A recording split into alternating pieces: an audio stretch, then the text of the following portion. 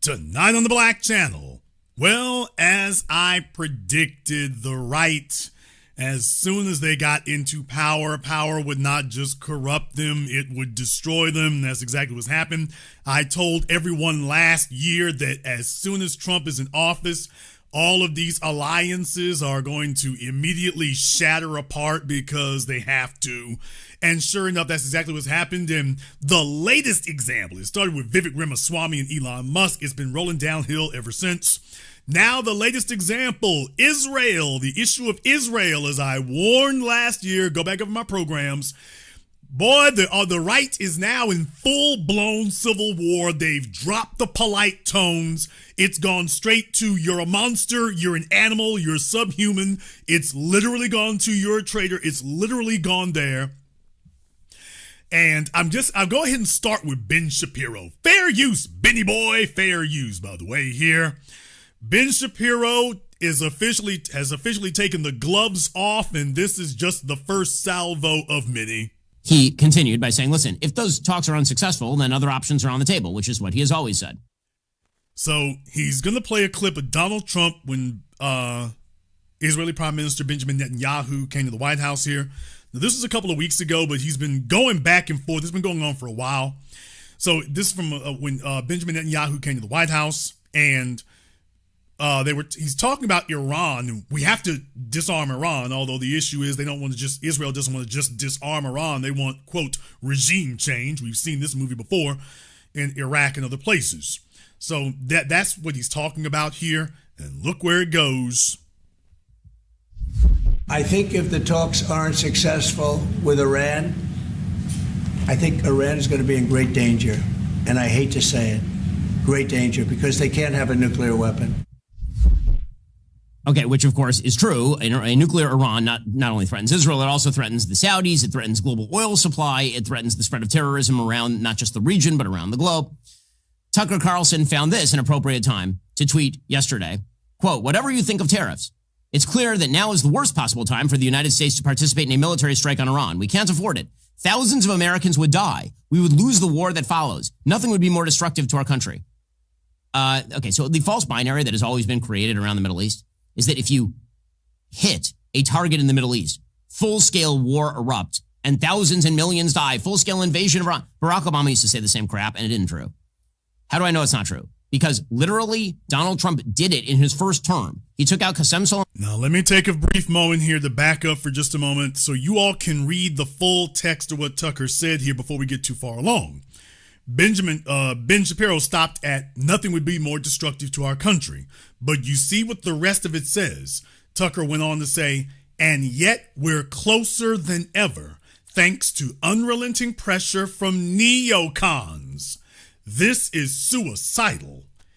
Anyone advocating for conflict with Iran is not an ally of the United States, but an enemy. Now, that's the remainder of Tucker's tweet there. And I wanted to make sure we read that before we went down the road any further. He stopped up there way early, but when you keep reading, it's like, oh, really?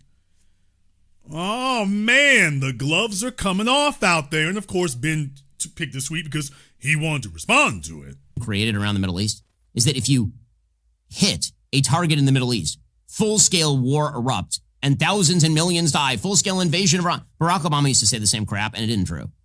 How do I know it's not true? Because literally, Donald Trump did it in his first term. He took out Qasem Soleimani, who's the head of the IRGC's terror mechanism, and nothing happened.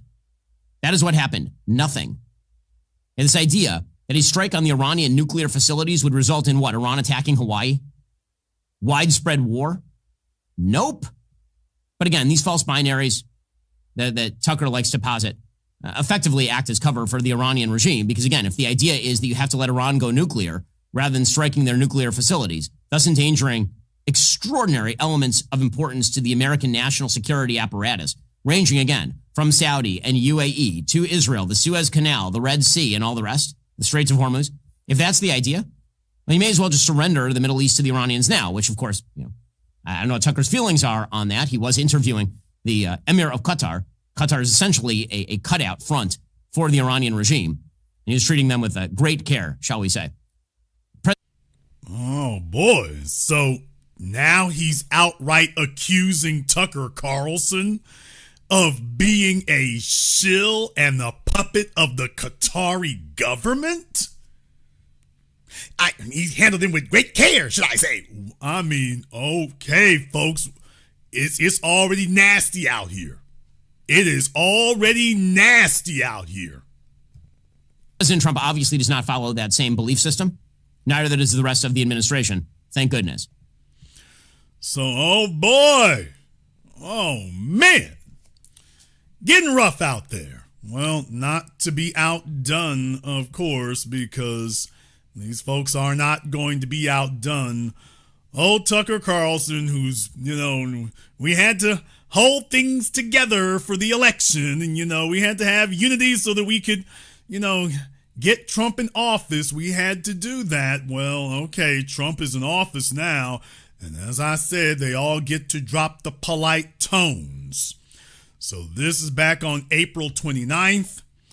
And Tucker Carlson went to go talk to Megyn Kelly. And the reason for that was because there were folks online trying to make it seem like Megyn Kelly and Tucker Carlson were at odds because of Pete Hegseth and stuff like that. So Megyn brought Tucker on and whatnot. So very clearly, anybody hoping that was happening, if it is occurring, it's been postponed. But while he was there, they got to talking about this. And, well, hear Tucker for yourselves. Never said word one about what's happening in Gaza, okay?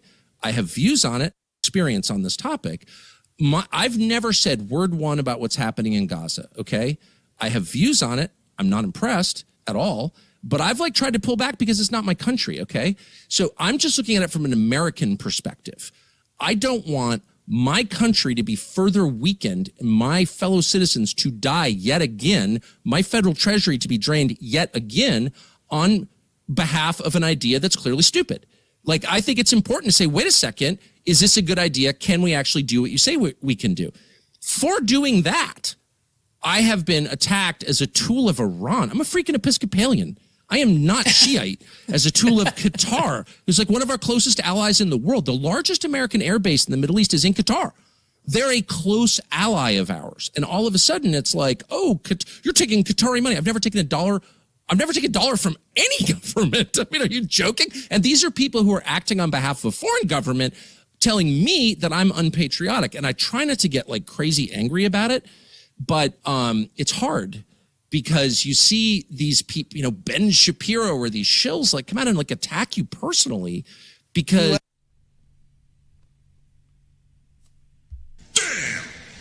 Oh, man. You see these people like Ben Shapiro, these shills who attack you personally. Folks, yeah, the nice guys talk is over. Oh, it's over. It is on. Ben Shapiro or these shills come out and attack you personally because he was on the he was bashing you just this week.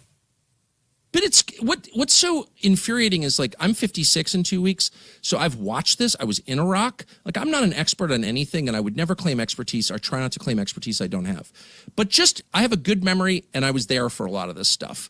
And I have unresolved rage for the reasons I just explained. No one's apologized, no one's repented, no one's changed. And so to attack me is I'm selling out my country, which is the only thing I care about. I don't have another passport. I have no plans to go anywhere. Oh, man. Now, for those of you who didn't catch that, he said, I don't have another passport. Ben Shapiro's a dual citizen. So remember, Ben Shapiro is U.S. and Israel. So he's got two passports. And gleefully so, remember? So, boy, Tucker's took the gloves off and said, look, we swinging high, low, everything. So he said, I'm an American. I don't have two passports. Oh, man. Oh, he's throwing that out there, by the way. Hey, I'm an American. I only got one passport, not two. Oh, just in case y'all thought it was going to remain polite and civil, Tucker said, yeah, damn that. And so to attack me is I'm selling out my country, which is the only thing I care about. I don't have another passport. I have no plans to go anywhere. I could certainly afford to move some other country. I'm not. I live directly across from my parents' grave, and I'm never leaving. So to attack me as a shill for another country, when you yourself are shilling for another country, it's almost too much for my tiny brain to deal with that. You are shilling for a foreign country. Notice he leaves said foreign country unnamed. He leaves said foreign country unnamed. Can't quite put my finger on which one it is. Not really sure which one Tucker might be referring to here. I don't know. Is there any clue around here that could let us know which country in particular Tucker might be alluding to? Not sure. We'll see if we can figure it out. Me as a shill for another country, when you yourself are shilling for another country, it's almost too much for my tiny brain to deal with, actually. How much better it would be if someone like Ben Shapiro, who's smart, and I don't think Ben Shapiro is like evil, I'm not attacking him as a person, but how much better would it be if he could just sit and say, okay, here's what I think would happen if we joined an attack on Iran, or stop lying to me and telling me that we're going to defeat the Houthis. The whole point of getting involved in a war with the Houthis is to suck us into a war with Iran. Like, I know that because I know a lot about this topic. So don't patronize me and lie to me. Just be straightforward and say, I think we can affect regime change in Iran. Here's how we can do it. And then I could say, well, here are my concerns. But instead it's like, for the following reasons. You're weak. You don't love America. I don't love America? Really? I mean, what? Yeah. It's too much. I can't deal with it. Oh, man, y'all. They are crashing out. They are whacking out. It has officially gotten ugly out here. It has officially come to verbal fisticuffs. They've dropped the polite tones. They've dropped the polite language. Civility be damned. You want some? Come and get some. So this is where we are today, man. This is where we at. No Jason Black required. No new black media required. As I have always told you and have never backed down from, if we disappeared tomorrow, we've seen this before, white supremacy is not gonna stop. They're gonna go start fighting with each other, which is what I've always said. It's not us. We're not the issue. Remove us and the fighting will continue. The discrimination will continue. The singling out will continue. They'll have a brand new issue to fight over. Oh, you're not white enough over here. It'll be that. It'll be that.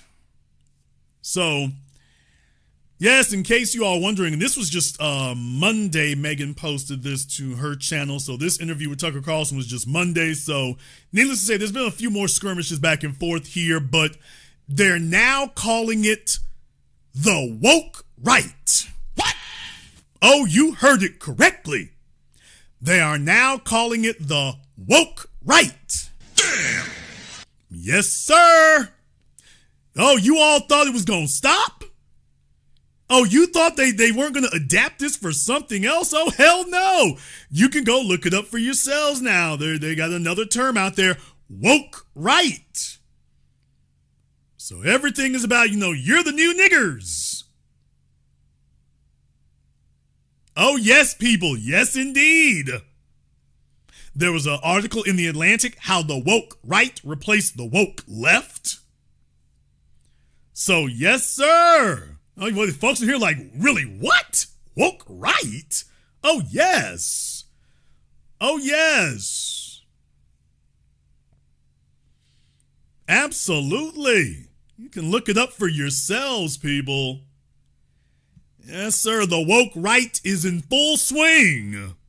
The woke right is in full swing now. If you're not coming down on the right side of the issues, oh, man. Yes, indeed. So you have that term that doesn't really mean anything except niggers. And now they're letting you know about the woke right.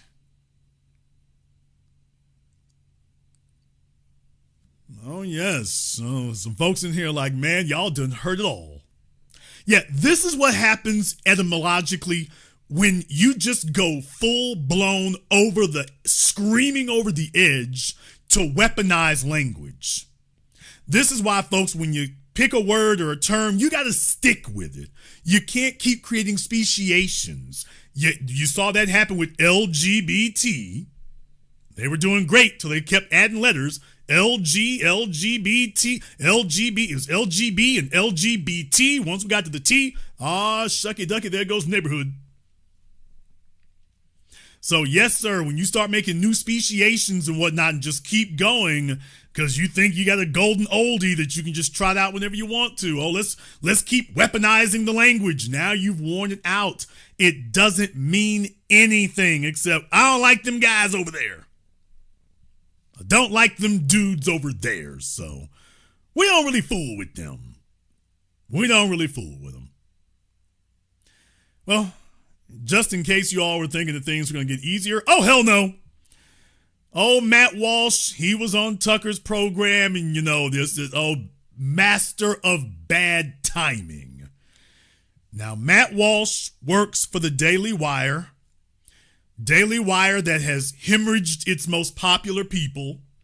Candace Owens left and she's now bigger than they are on the strength of Ben Shapiro and the Israeli lobby just going outrageously over the edge and jumping the shark.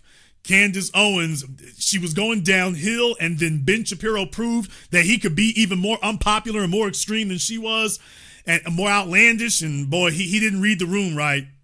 He didn't read the room right. And we're going to get back to that here in just a moment. But little old Matt Walsh is the last man standing, or if you dare call it standing. By the way, that haircut, people, I mean, it's like, okay, really,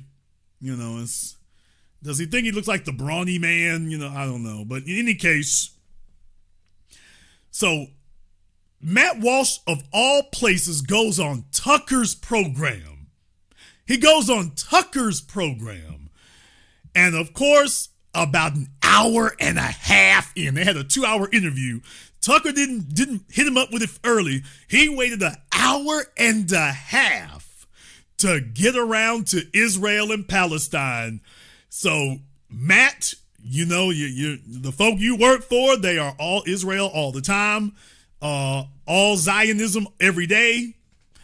And boy, Matt Walsh found himself stuck in a hard place. I know he was wishing this didn't come up, but Matt had to try at least to keep it real. Kind of give my verdict or my take on Israel and Israel versus Palestine and all this kind of stuff. We're going to back up a little bit. Important. It's essential. It should be required to explain why it's wrong, not just that it's bad. What did you think of the debate? A lot of this kind of broke through the surface in the debate between Dave Smith and Douglas Murray. For those of you who don't know, Dave Smith, Douglas Murray, they were on Joe Rogan's program. They had a debate about Israel and, should America be supporting it? Kicked up a lot of dust and raised a lot of talk about, should America be supporting Israel? As you know, Ben Shapiro and Daily Wire, I think this speaks for itself. So Matt Walsh works for Daily Wire. So now Matt is on the record in front of Tucker Carlson. Where do you stand, sir? On Rogan a couple of weeks ago. Did you watch that? And I did. I watched, I ended up watching, I wasn't planning on watching the whole thing, but I watched the whole thing over the course of a few days. It was a long debate. And, I have a different, I come in with a different perspective than maybe some people who are really interested in the debate, in that I don't have a dog in the fight. Mm-hmm. Everyone is, I'm constantly hearing from the peanut gallery demanding that I kind of give my verdict or my take on Israel and Israel versus Palestine and all this kind of stuff.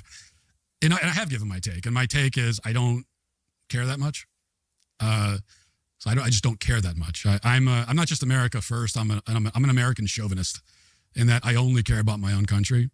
I honestly don't care about other countries. I wish them well. I don't wish any of them. I don't wish them ill.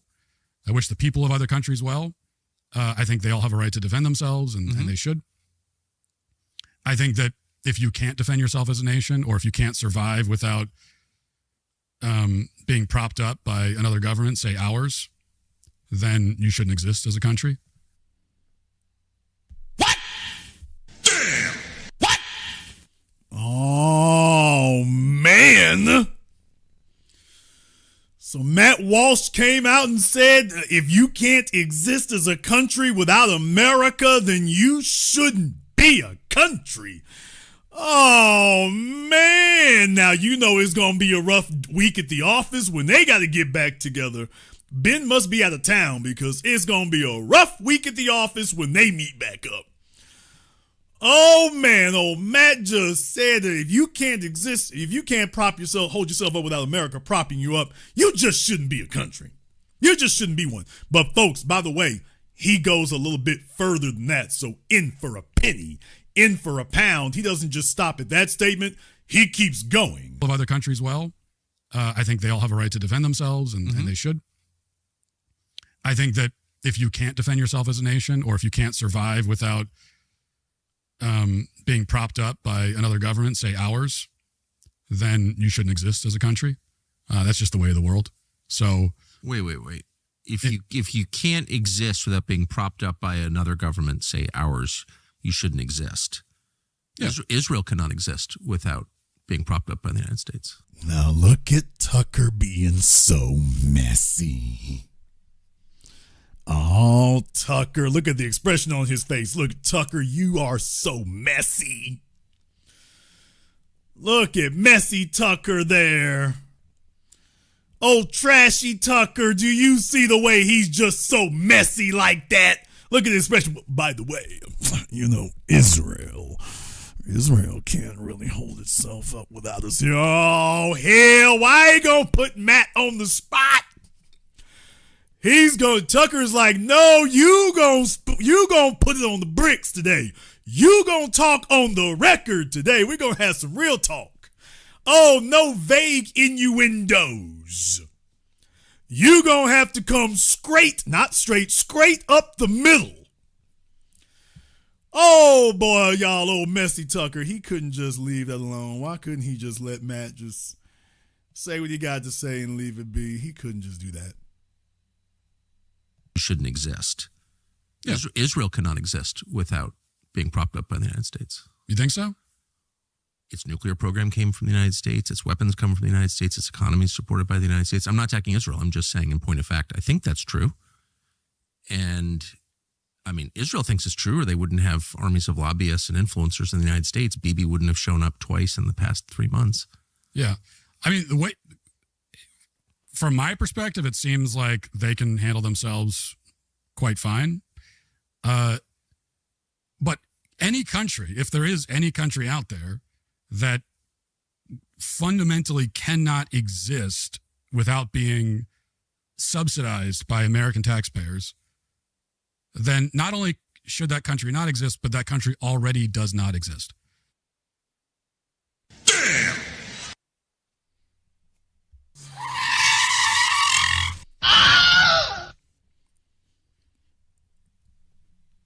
Not only should that country not exist, that country already doesn't exist.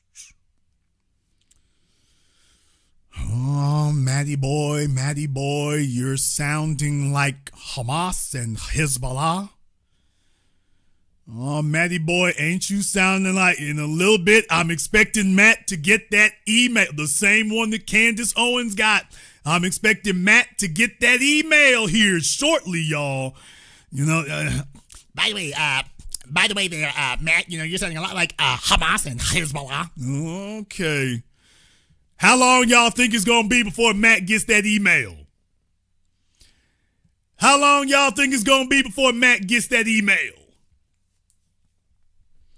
It's going to be, you figure a week or two, but figure Matt going to get that email any day now.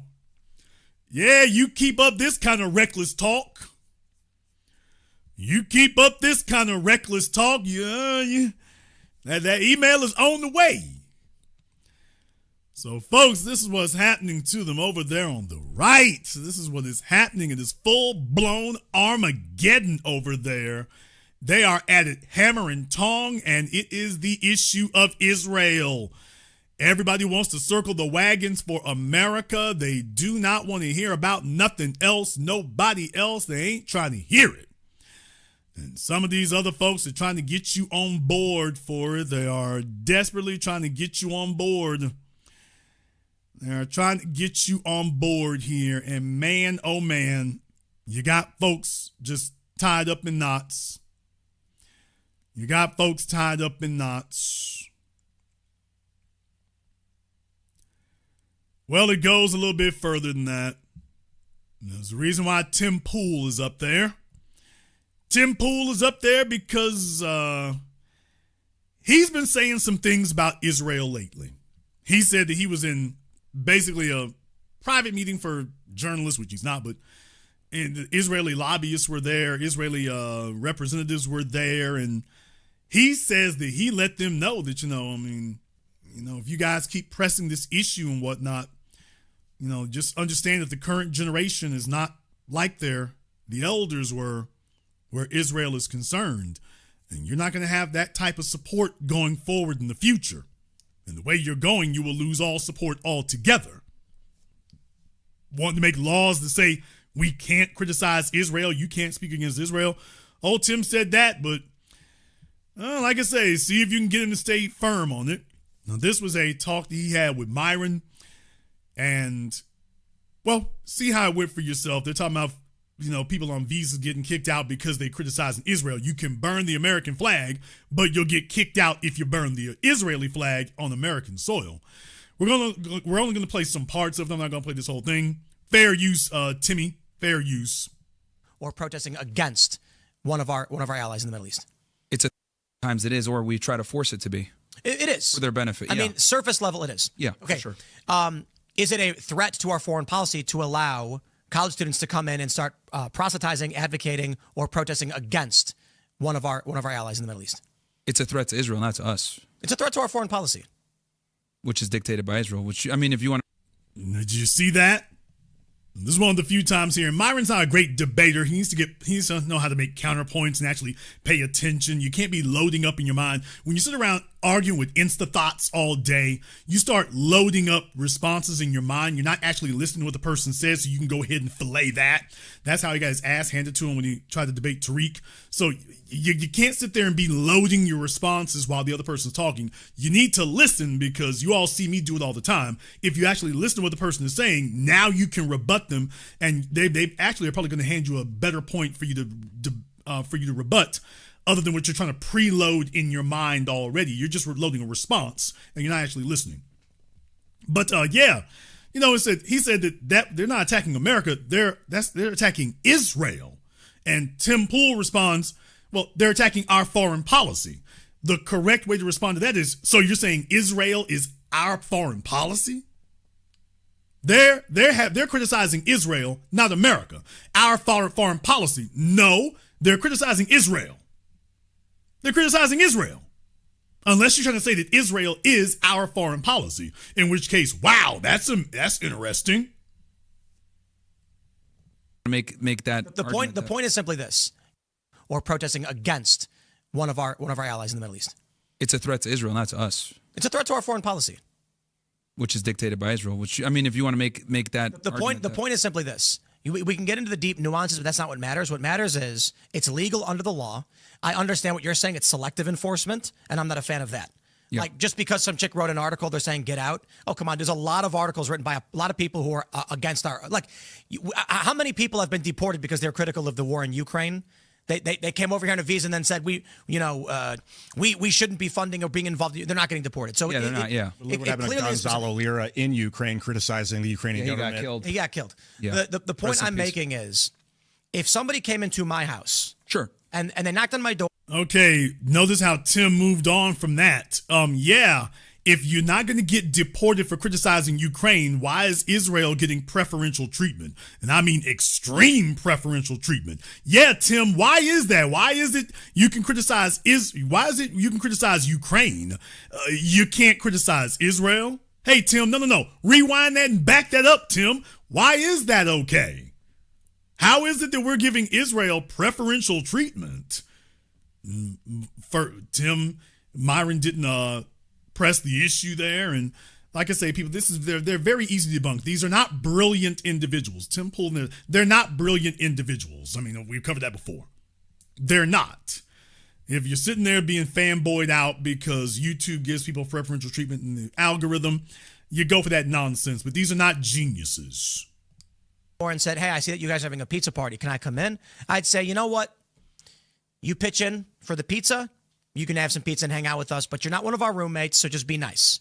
They walk in, kick their shoes off, sit down, and then look at one of my roommates in the face and say, that guy is a disgusting piece. I'd be like, get out of my house.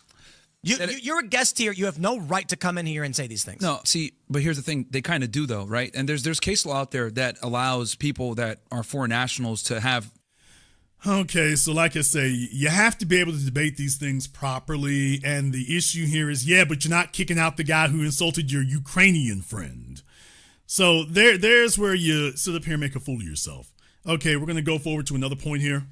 Right. Sure. So if I lived in a house with a bunch of roommates and we were arguing over the dishes and who was supposed to be doing them, well, we all live here. He's really milking this roommates analogy. Okay, but the issue is we're not roommates with foreign countries. We're not roommates. You can say we're neighbors. So even this analogy is false. We're not roommates with a foreign country. We're neighbors. We're all paying rent. It's our problem to deal with. If some dude showed up and then every day, he's now sleeping on the couch. Okay, I don't know. We let him crash here, and now he's causing problems. He's basically yelling about. He's getting involved in the debate and the argument, and I'm like, dude, leave. You're a guest in this place. We can deport whoever we want. I believe that we should be focused on American interests, not Ukraine's interests, not Afghanistan, not Israel, not Sudan, not Taiwan, not Pakistan or India, not Tibet, whatever. Okay? Yeah. We should secure our borders. We have to deal with this population crisis that we got. That means we need Americans to start focusing on American tradition, rebuilding our culture. And so if people come here... But what's more... Now, he just said we need to focus on America and American tradition. Okay, Israel's not a part of that. He's literally contradicting himself in knots because he knows that talking to Myron, and Myron's been on his anti-Jewish thing for a while, but talking to Myron, he knows he's going to be on the spot. So when folks are on the record, you see they start twisting themselves in knots. So he sits there and says, we need to worry about America. We need to worry about America. And then tells you we also need to worry about, but worrying about Israel is worrying about America. No, it's not. It really isn't. If you're going to defend it on some other basis, but that's not the one. That's not the rationale. They're not difficult to defeat, but boy, do you all see how he's twisting himself in knots, trying to thread this needle. For people who are here, we extend certain rights in certain circumstances, and there are different rules for people who are guests and on visas, such as due process for an American citizen involves a jury trial. Due process for a non-citizen does not often involve a jury trial. We don't go, hold on. The right to a speedy trial is in the Constitution. It is the bedrock of what it means to be American. Okay, then we're going to give every illegal immigrant a jury trial. No, we're not going to do that. If you are here to, I'll just put it this way, okay? Okay, the fallacy of your argument there, Tim, like I say, fast mouths, slow brains, is that while they don't have access to all rights, they have access. That doesn't mean they don't have access to any. So understand, when you're dealing with not so bright people, fallacies are going to come part and parcel. Dissecting them is easy if you're actually paying attention and thinking logically. It happens in Europe, okay? Remember when all the Turks started rising up throughout Europe? With the Turkish flags, and Erdogan said, I'm going to unleash a flood on your countries unless you do what I want. This is the problem with allowing foreign ideologies to come in and get entrenched in your country. So we can all talk about the glories of the Constitution, and I'm going to say, great. So we can flush ourselves down the toilet as foreign adversaries and interests that are opposed to ours come in and start changing the shape of our country in ways we don't like. So please understand, the right-wingers, they're all against tyranny until they're in charge. They hate left-wing tyranny. Right-wing tyranny? Yahoo! Left-wing tyranny? Oh, no. Absolutely can't have. No, we can't have tyranny until you're in charge. The Constitution is holy and sacred until you're in charge. Then the Constitution immediately goes out the window. For those of us who are old enough to remember 9/11 and Dick Cheney famously getting on 60 Minutes and saying, so Doesn't matter about Guantanamo, violating folks' rights. So the Constitution is not a suicide pact. And that was 24 years ago. For those of us who are old enough to remember when we're there, we remember them saying, oh yeah, the Constitution immediately went out the window. George W. Bush and Dick Cheney got on TV and radio to announce to everyone that, yeah, the Constitution has immediately gone out the window. David Addington and John Yoo, remember the attorneys with Dick Cheney? David Addington and John Yoo? Oh, yeah, immediately put into drafting memos. Immediately drafting memos. Yeah, the Constitution don't really matter. Yeah, they only want to wave around the They don't give a damn about the Constitution. They don't care about police. They don't care about flags. They don't care about borders. By the way, hey, Tim. What's Tim's ethnicity again, everybody? I forget off the top of my head. Actually, I don't forget. I do know. I'm just checking to see for the rest of you. But by the way, hey, Tim, about those borders again. What was your ethnicity again, Tim? I forget off the top of my head. Yeah, because not quite.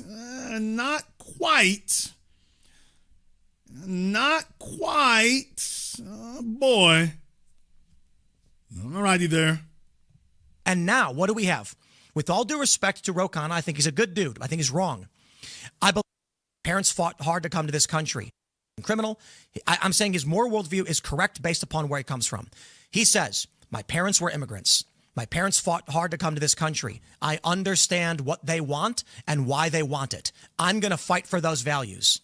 Well, I was born in America with multiple generations going back hundreds of years, save my grandmother who... all right, Timmy. Don't embellish it. Don't pile on. Don't try to pile on the credentials. Let's not do that. Came from Korea. I have all of these family members coming hundreds of years who fought in a revolutionary war, who fought in a civil war, and whose moral traditions have landed with me. And so what I say is, I understand, Ro, why you want to fight for illegal immigrants, but you came to this country, your parents came here, and you are now a citizen. You have access to everything we offer you because we are nice, we are good people. But when you start advocating for non-citizens, people not from this country, this creates two worldviews that are at odds with each other, and there's no off-ramp. People in this... While Tim Pool is sitting here during this particular discussion advocating for non-U.S. citizens, he's advocating for the nation of Israel. Those are not U.S. citizens. So people, do you see the living, walking contradiction here? You're going 10 toes down for Israel. Those are not U.S. citizens. You're using all these trick words for foreign policy, allies. That doesn't mean citizens, nor does it equate or is equivalent to citizens. They're not U.S. citizens. And yet here you are trying to convince us that we need to defend them as if they are U.S. citizens. While he sits here and tells out of one side of his forked tongue, he tells you, nope, we need to only worry about America. And then, we ain't gonna worry. You gotta worry about Israel. This is why the right has broken down into civil war, and it will only get worse from here. They're tying themselves in knots. Country who are saying, if you're not a citizen, so what? You can live here. And what ends up happening? You get, whether it's whatever anyone wants to say about the Haitians, you get reports from the locals that they were eating cats. Is it wrong to eat cats? Well, people in America don't take kindly to that, but in Haiti, they do eat cat. You see, there's a cultural clash. In Dearborn, Michigan, you get reports of female genital mutilation. Well, a lot of people don't take kindly to that. You get in the Somali... Hey, you know what happens in Chinatown, Tim? Hey, you want to know what happens behind the Korean restaurants, Tim? What? Hey, have you seen how people live in South Korea, Tim? Damn! They've made whole movies about it. You want to know how they live in South Korea, Tim? No black people required, Tim. No Mexican border required, Tim. You want to talk about income and class inequality? Take a look. You want to see South Korea? They've made whole movies, not just that one that was on Netflix. They've made whole movies about that. Folk living in closet-like conditions. So, yeah, you notice he wants to single out black folk for his analogy there. I'm like, hey, by the way, Tim, you're leaving some folk out, aren't you? You're leaving some out, aren't you? Now, I'm talking about what's going on right here in American soil. So, Tim, if you're going to do that, go all the way with that, dude. By the way, we could be here for a minute. You don't really want to do that. Old Myron is looking for clicks and he wants to stay cool with you. I don't have that dysfunction. So I'm like, okay, I can say it just like it is. But yeah, I just couldn't help but notice, Tim, if you're going to say that, by the way, anybody who's been to Asia Town, it's like, by the way, yeah, buddy. Tim doesn't seem to be too worried about that. Community in Minnesota, similar stories. So the people who are born and bred and raised in America, who are sitting beneath trees their ancestors planted, our focus on what we are going to build for this country is rooted in a long-standing American tradition. We all know the lesson of the Native Americans. The left can bring it up all they want. We get it. Colonization destroys civilizations and communities and all that stuff. We don't want that to happen to us. The simple version is this. If we prioritize the speech rights of non-citizens and people who are guests in this country, if we prioritize the rights of illegal immigrants, this country will evaporate. I don't think you need to prioritize. Okay, he said all that while he's defending, we have to defend a foreign nation? He's not saying that you have to do that, speaking that way about America. No, for a foreign nation, just for Israel. So first, Tim was telling people, no, support for Israel is falling. Now he comes back and gets put on the spot. Oh, we got to stand up for Israel. Okay. Folks, they're running so far in both directions, they're hitting each other coming back. They're going off in different directions so far that they're running into each other on the way back. It is getting ugly out. It's getting ugly. It's getting insane. It's getting kind of crazy. It's getting kind of crazy.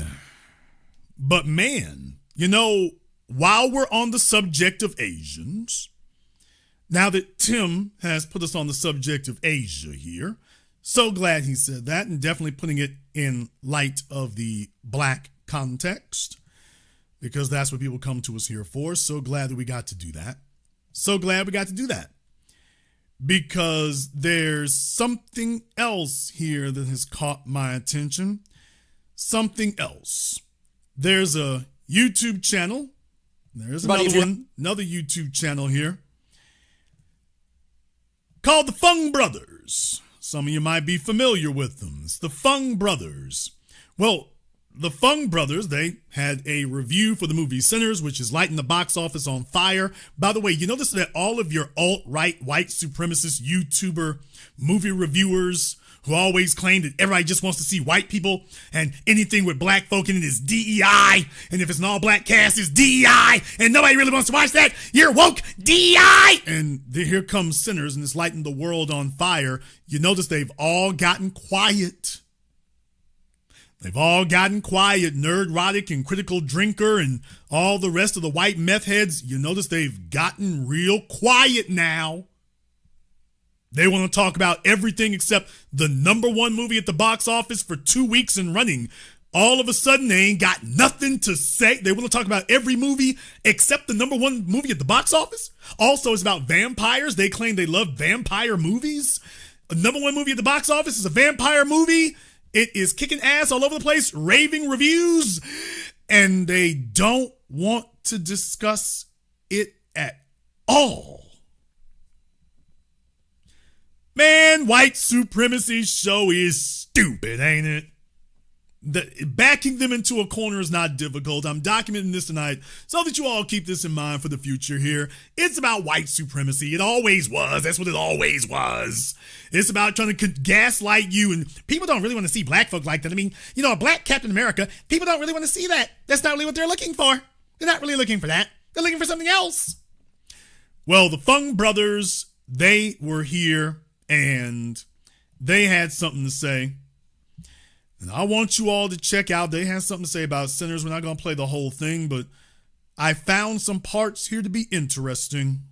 But why is everybody talking about the Asian characters? Let's go. All right, everybody, if you haven't heard, Ryan Coogler, the guy who made Black Panther, just made another banger. And it's probably going to sweep up the Oscars. It's at like 98% on Rotten Tomatoes. And listen, there are two Asian characters in there that are very, very polarizing, namely Grace and Bo Chow. And I'm going to give you 3 reasons why everybody's talking about them, and not just the Asian people, all moviegoers are talking about them, because they are kind of like controversial characters, and I'm going to try not to give away too much. Bo and Grace Chow are not side characters. They're not like background characters. They are very significant in the movie, and they play a pivotal role, and that's why it's so polarizing. So here are the 3 main reasons why everybody's talking about them. Number 1, it's based in an accurate history that a lot of people don't know about the South. Yes, there was Asians there. In fact, the first ones were Filipino, and then came the Chinese. But the second reason is that it raises a lot of questions about where Asians fall in the black-white dichotomy, and especially at that time. And I think some of these questions still can be discussed to this day. And then, so there are questions about where Asians fell in the, quote, black-white dichotomy even during segregation. So he thinks there were questions about where Asians fell. Interesting. Tell me more. point number 3 is it kind of shows that black filmmakers, especially people like Ryan Coogler, they're going to take actually extra care to identities, just as he takes extra care to the black or African American or African identity. He also puts that on the Asian identity and the Asian characters that he's working with. So I think that's very cool. So anyways, let me cross the street. Let me maybe walk to my friend's snack shop. You know, it would be nice and very interesting if black people got that same level of basic humanity that we have extended to Asians now for over a century. Because you see, when we take a look at Asian television, and when we take a look at Asian anime, and when we take a look at Asian movies, we couldn't help but notice how we are consistently treated. Why, it's a minstrel show all the damn time for people on the other side of the planet from us. And yet they think that way about us, and they're on the other side of the planet. So we just couldn't help but notice that in Asian cinema, and I'm talking about all of you. I'm not just talking about Japanese. Oh, I'm talking about all of you. Chinese, Hong Kong cinema, Korean. Oh, I'm talking about all of you. Damn sure am. Just couldn't help but notice you all don't have to fight for respect from us. It is given, because that's just simple logic and reason and sense. That's not something you have to fight with. And yet with us, all of a sudden it's a knife fight. When the keys are put in your hands, all of a sudden it's a knife fight. Now, how is it that it's so easy for us to portray people humanely and accurately? Why is it so easy for us to do it? And then when it comes to other folk, everything becomes about attacking us. Tell me more. Shop over on Grand Street, and we'll talk more. I'm not going to be able to give you a whole history about all the Asians in the South, but I will tell you this, that initially in the 18th century, it was Manila men. Filipino male laborers first came to the South. We're going to skip forward a little bit here. She's a journalist, and actually the inspiration for these characters done by Dolly Lee. Dolly Lee does a lot of good work. She's a journalist, and I'm just going to play the clip right here. The Mississippi Delta, home of the blues, endless fields of green, and a land cultivated by the hands of slaves. But in between, for more than 100 years, the Delta has also been home to a small but influential Chinese community. This is a store that I grew up in many, many years ago. We lived in the back of the store before we bought another house.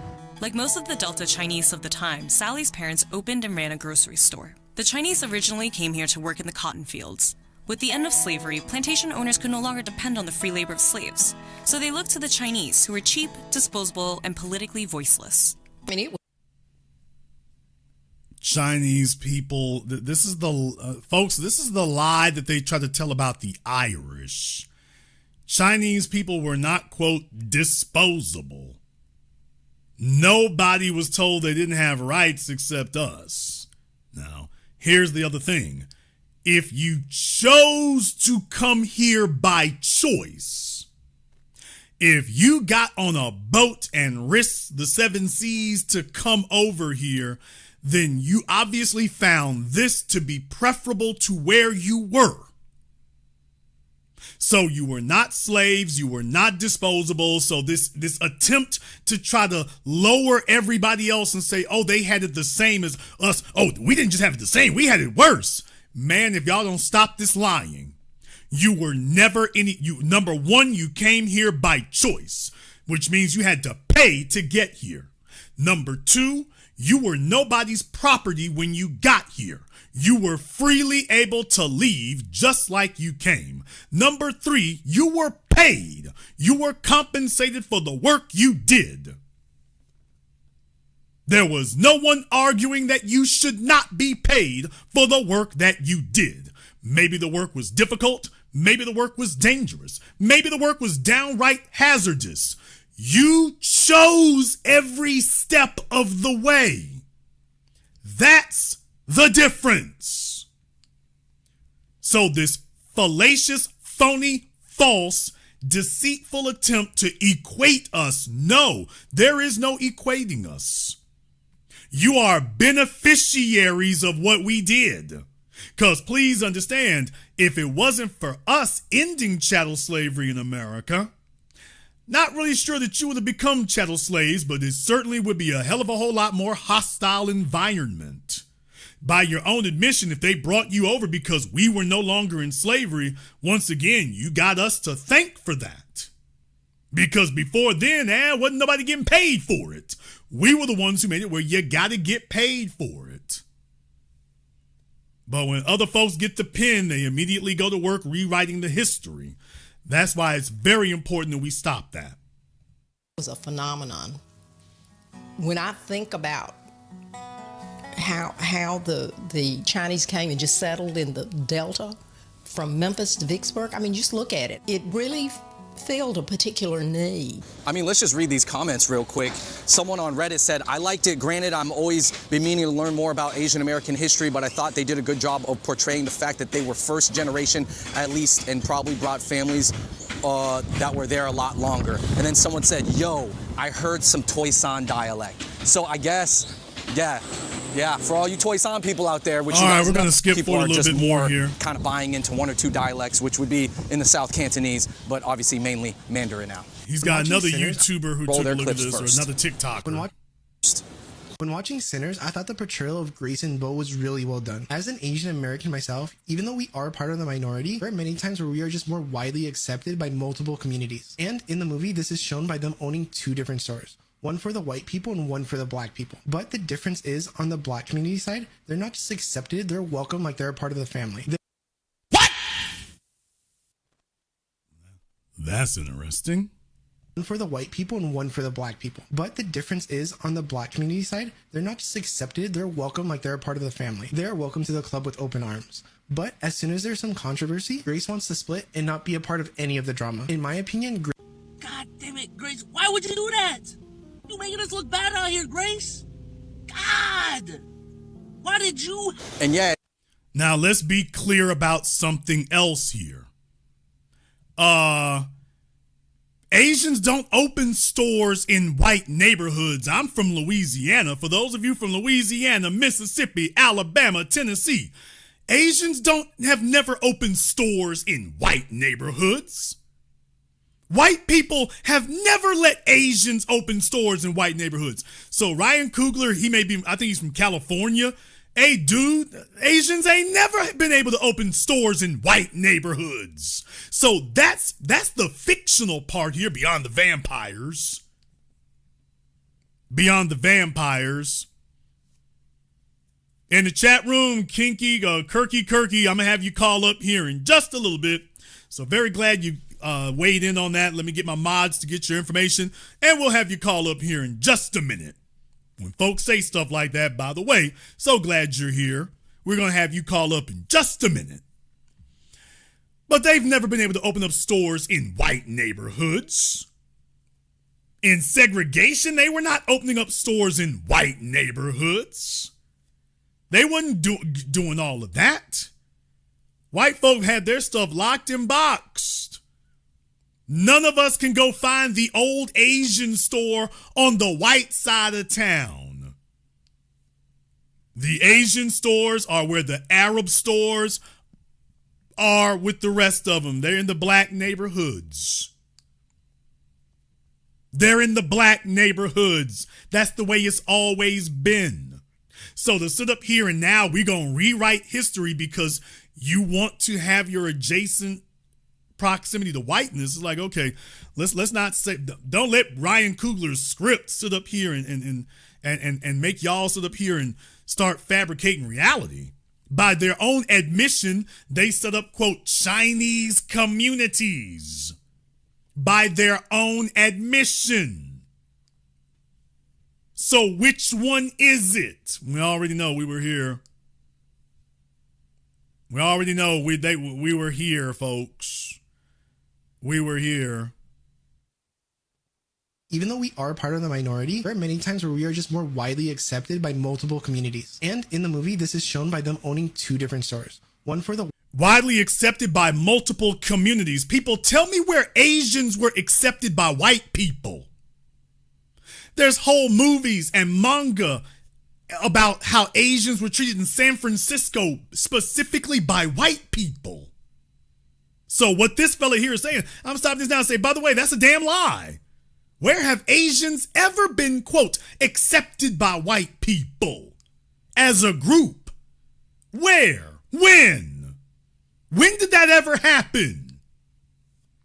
You got kids out here today whose parents have tried to inculcate them, indoctrinate them, and tell you, you know, you're really closer to white than anything else. And now they're making up a whole delusional reality on top of it. Like they were moving and grooving among the society in general. No, you weren't.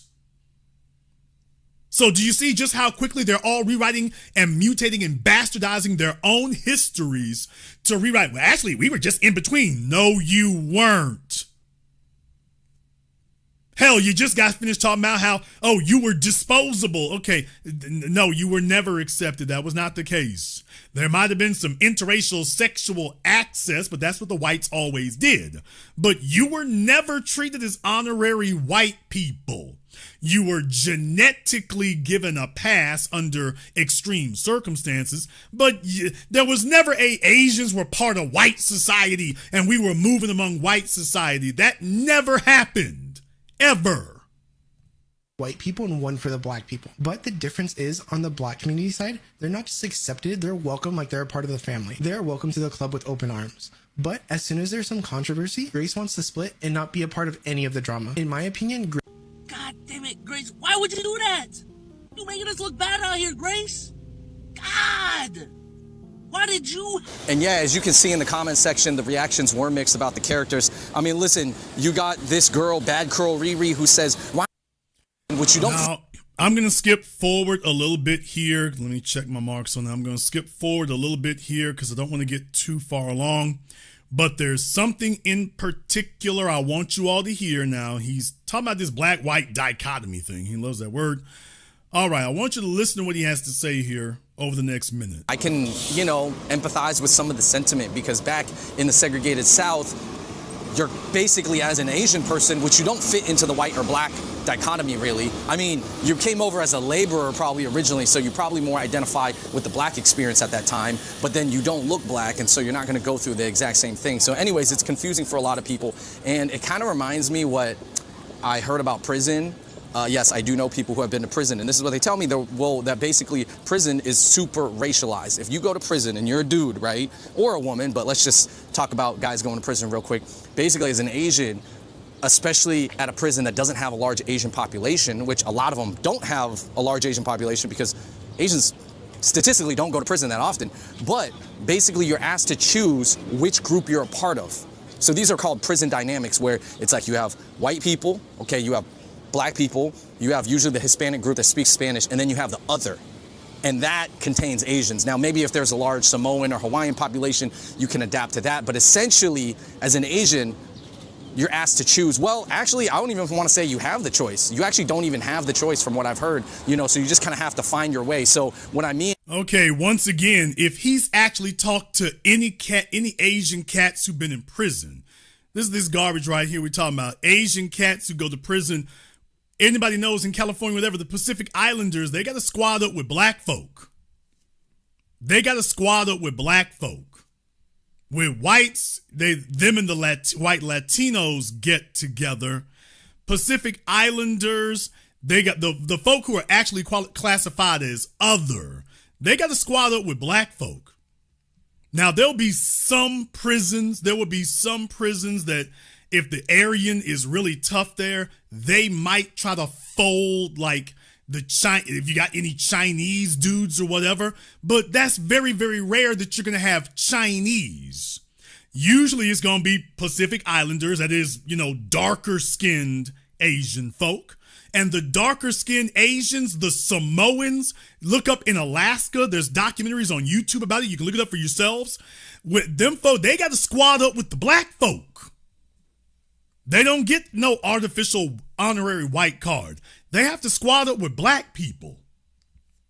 So you're treated by your skin tone. You're treated by your skin tone. So he's trying to freestyle here, but that's not reality, dude. It really, really ain't. Now, listen to this next part, because he was warming himself up. But listen, by the way, he's talking about Samoan and Hawaiian. Yeah, those are the ones that got squad up with black people, sir. Those are the ones that got squad up with black folk in prison. They don't get to hang with the white folk, and you can't be by yourself. Your numbers are too small. He's this delusion is of Asian self-sufficiency. Don't let that model minority myth get y'all in serious trouble out here, man. But dude, you're making up science fiction now.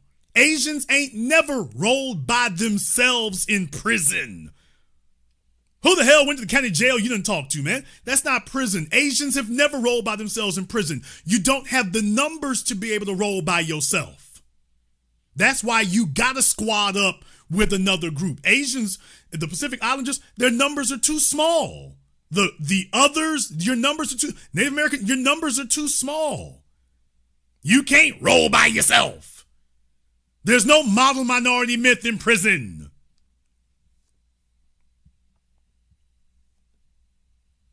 So just understand, they're out here just coming off the top of the dome, trying to perpetuate a myth or a fantasy or an ideal that they're trying to hold on to, completely divorced from reality.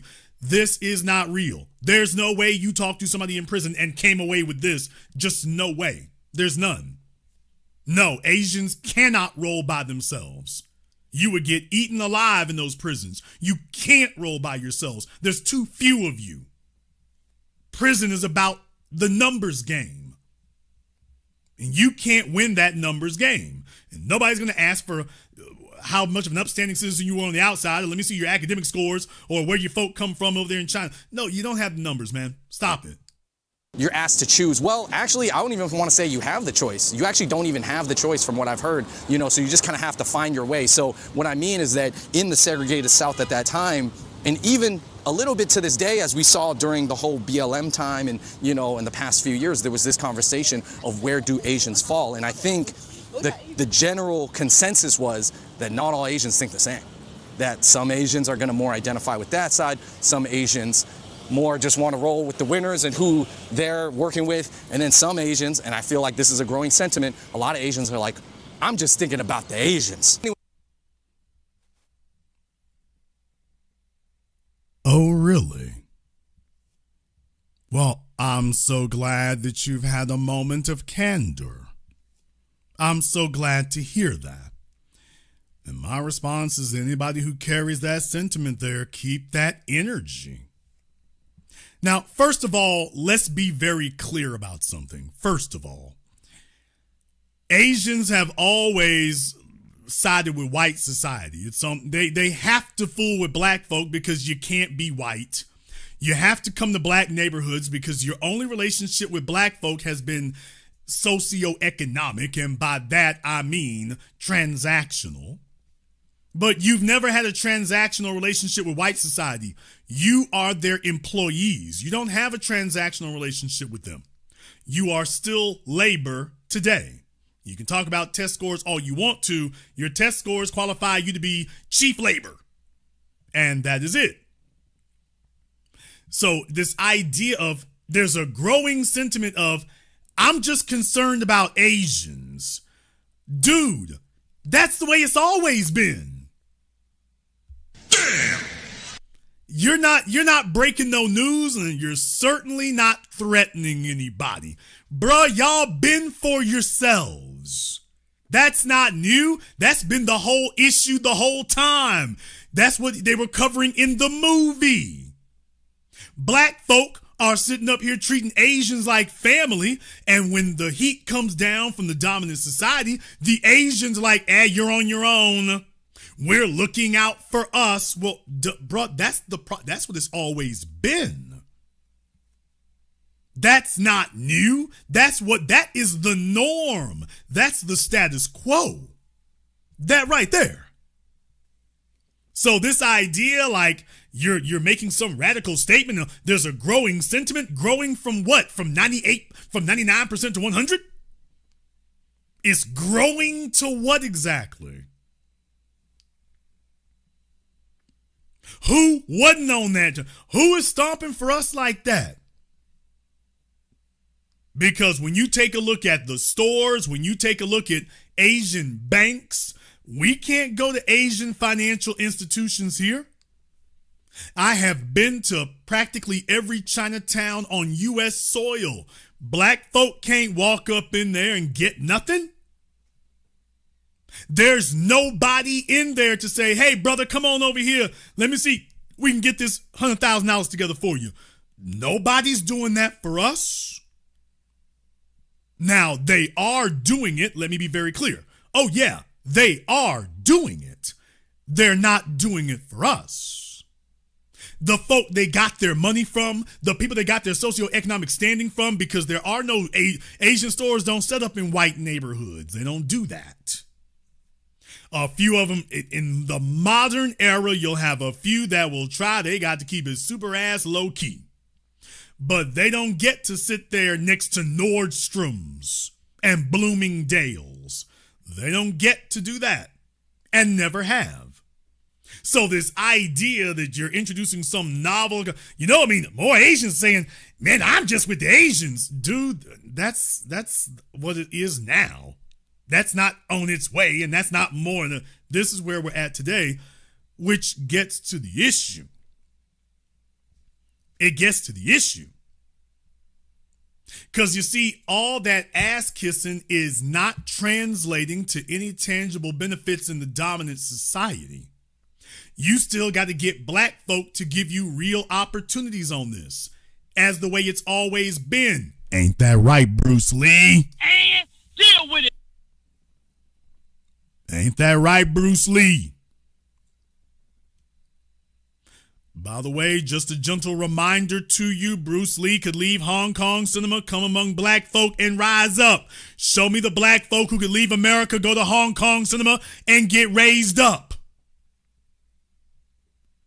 Show me the black folk who can go to Korean cinema and Korean television. You got all these Korean television shows over here on American television, Squid Game and others. You got all these Korean shows. By the way, show me where black folk can go to Korea and rise up.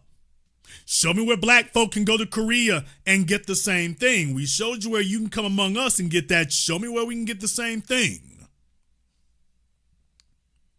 Show me where you can get that.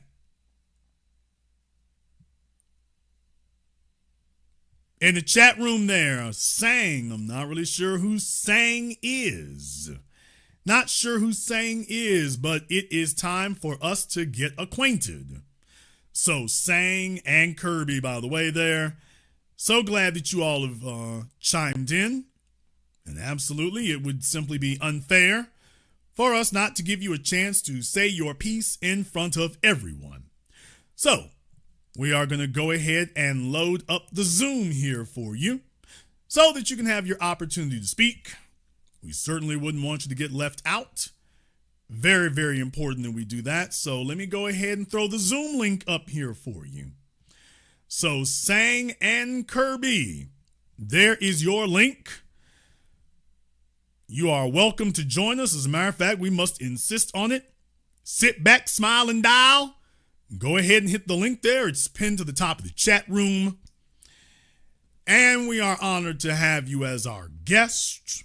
You have questions to ask, and fortunately for you, the host is going to oblige you to give you the opportunity and the ability to speak directly. So there's no reason for you to wonder if other folks can hear you. We're going to put you center stage, and everyone will be able to hear you right next to me. So we don't hog things over here. We don't do that. We don't stack the deck. We don't hog things over here. We don't keep people on the outside like that. Consider it almost treating them like family. What the man say there? So, of course, we bring you to the front of the line. We bring you to the front of the line. So those are the only folks I want here right now. Everybody else, if you're not Kirby or Sang, if you're not Kirky or Sang, fall back for right now. We want to make sure that Kirky and Sang are at the front of the line. So if you are not them, please make sure you fall back. Not time for you just yet. But all of this is very, very important as we are analyzing the events here. Everybody is circling the wagons. And by the way, it gets even rougher than that. It gets even rougher than that.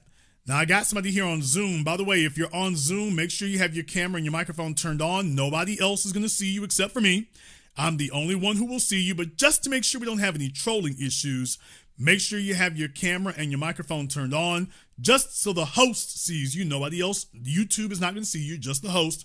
And we just want to make sure we don't have any trolling issues. So what we're going to do here, I'm going to give JNC here 5 seconds to go ahead and resolve those. Make sure you have your camera and your microphone turned on. Okay, JNC is not going to be joining us, so that's perfectly fine. By the way, if I say for you to call in, that is not a request.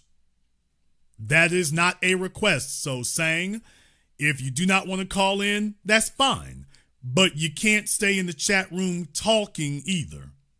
So if you wish to talk and you say something like that, disputing the host or the program, you can do that, but you cannot argue in the chat room. You can argue, you can dispute, but you have to do it directly with the host. You have to do it directly with the host. You have to do it directly here. You can't do it in the chat room going round and round. You have to do it directly here. So for everyone who is watching here tonight, that's what that is. You've seen a lot that's going on. The crashing out continues. Folks are looking for the high cotton and jumping into it. It's getting super rough out there. However, you might disagree. You might personally disagree. And that's all right.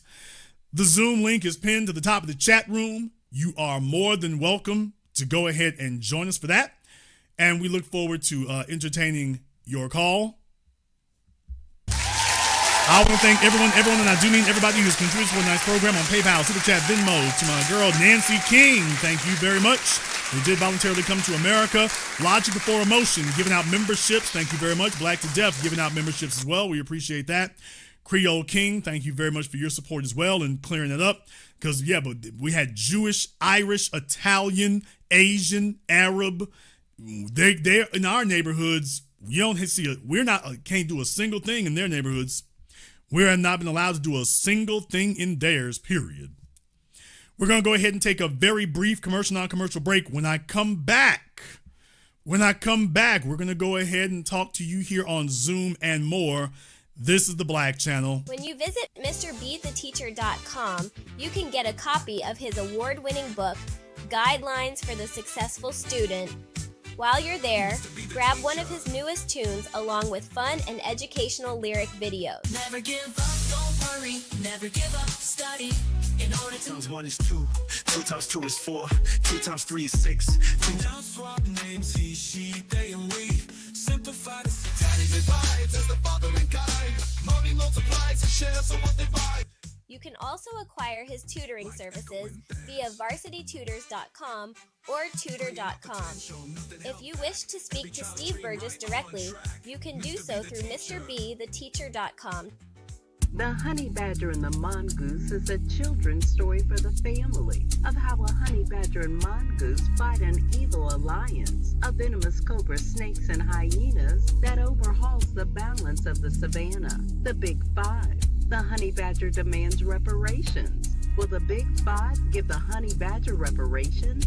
Can the evil alliance of cobras and hyenas be stopped? The best new price for the hard and soft cover is at www.thehoneybadgerandthemongoose.com. You can also find this book at Amazon, Audible, and Kindle.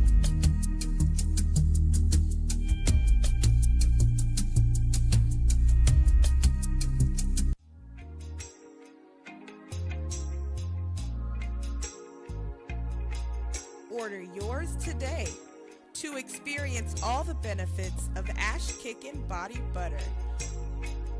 With skin so smooth and soft, you'll thank us for it. Shop Ash Kickin' online. That's ASHKICKIN.com.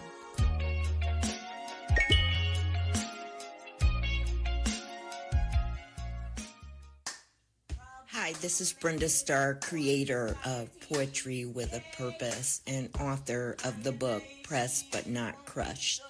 Pressed But Not Crushed is an anthology of political poems that address current and historical issues in American descendants of slave population and African American population. The book describes slavery and its residuals, Jim Crow segregation, social depredation, and other relevant issues to American descendants of slaves and African Americans, including the current political climate that does not address our issues.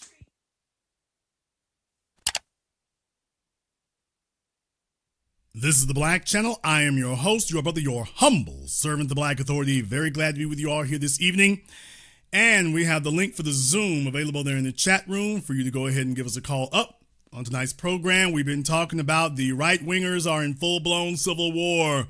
Ben Shapiro is taking open shots at Tucker Carlson. Tucker Carlson is taking open shots at Ben Shapiro. Tim Pool don't know whether to spit or wind his watch. They don't know what to do. They're getting caught in the middle. The issue of Israel has got folks tied up in knots.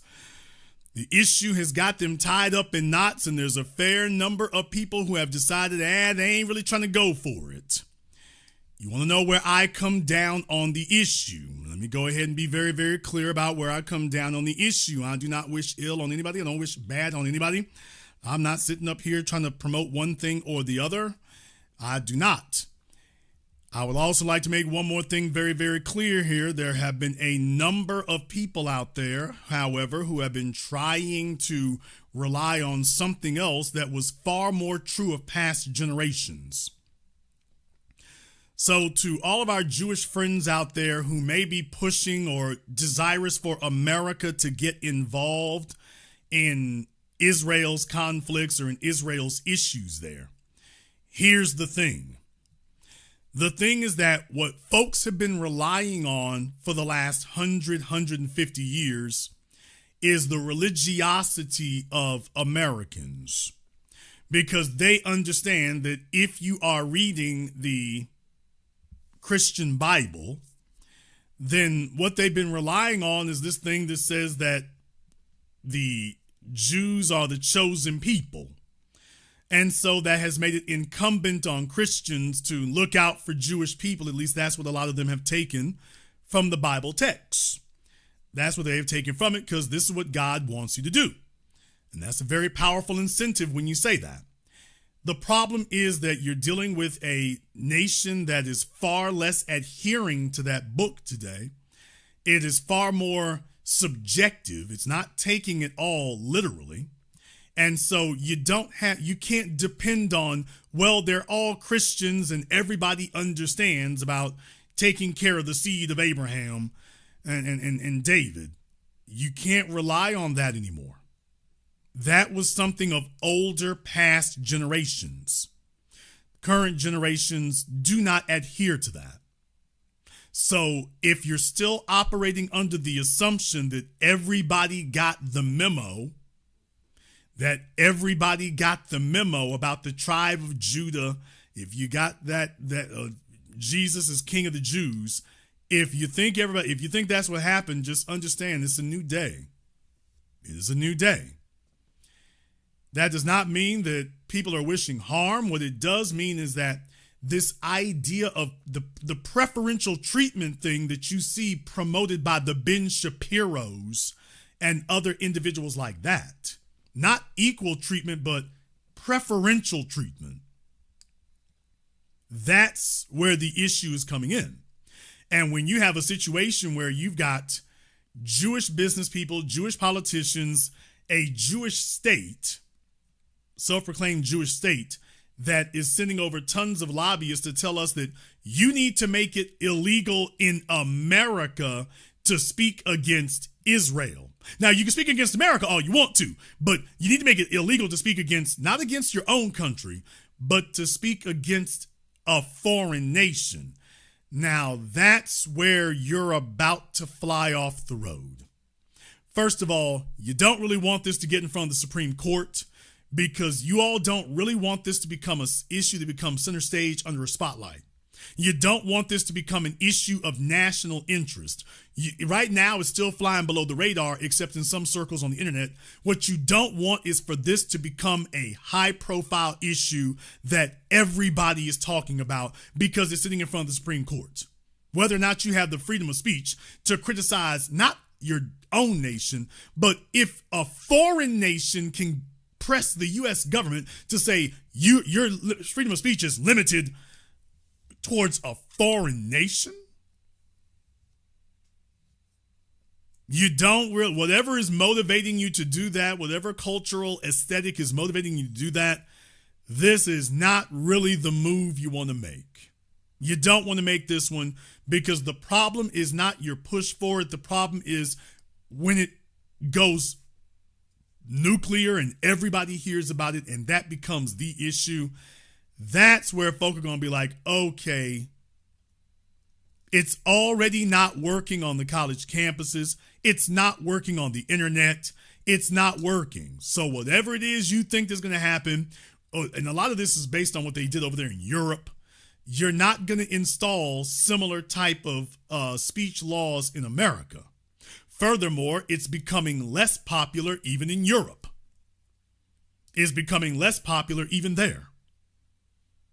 So with individuals, and as far as I'm concerned, the folks telling you that you don't have your freedom of speech, that's woke. That's the woke right. And hey, waking up means going back to sleep for them. Remember, it's always the opposite. So that's what they're trying to push. And what you're having is a fair number now of right-wingers, as I told you before. You're having them who were sitting in the back. They wanted Trump in office because you had a mutual enemy. You had a mutual adversary. Now that mutual adversary has, for the most part, been dealt with, at least in the short term, now there's some housekeeping to do.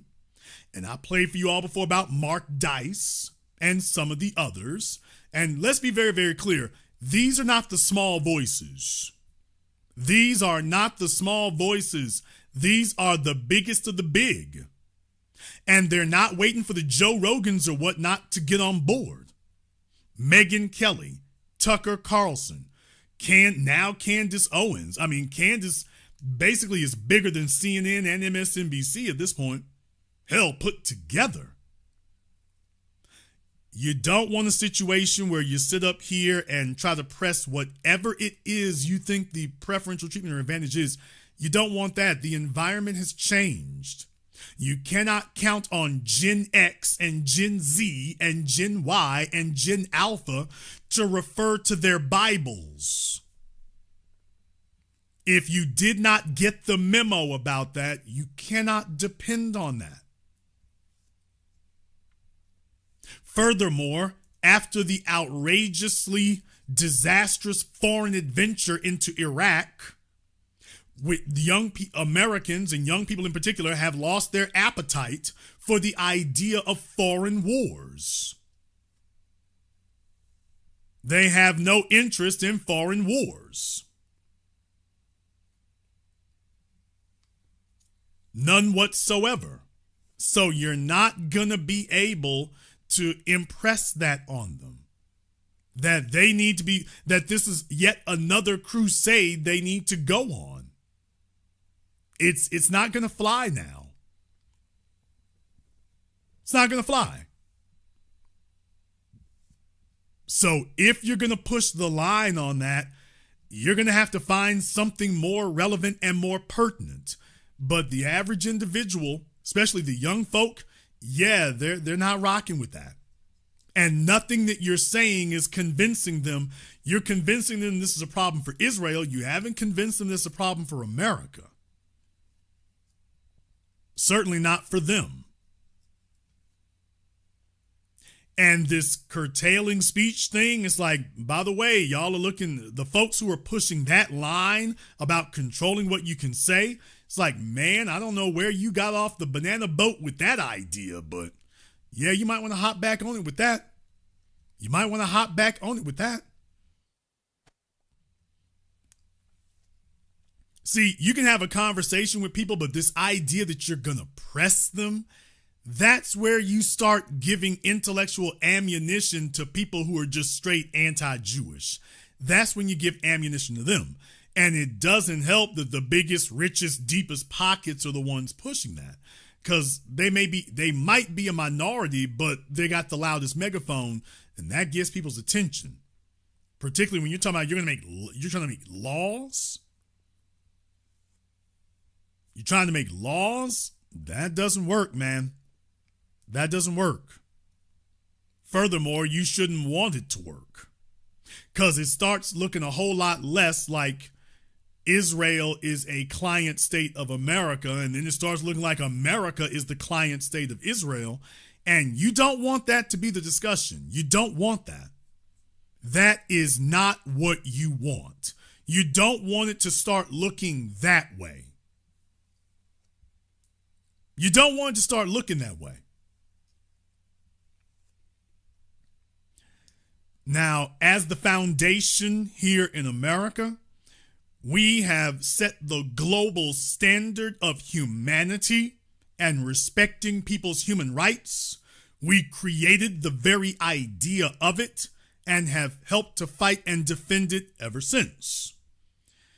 So in that vein, we are by no means and in no way looking or advocating for anybody's mistreatment. We have been the people who have fought against that. You don't have any black people going to the Supreme Court of the United States arguing to target Jewish people. And deal with it. There is not a single black lawyer, black client, black representative. There isn't a single black face marching to the Supreme Court of the United States arguing like Ed Blum does against us, arguing for the mistreatment and targeting specifically of Jewish people.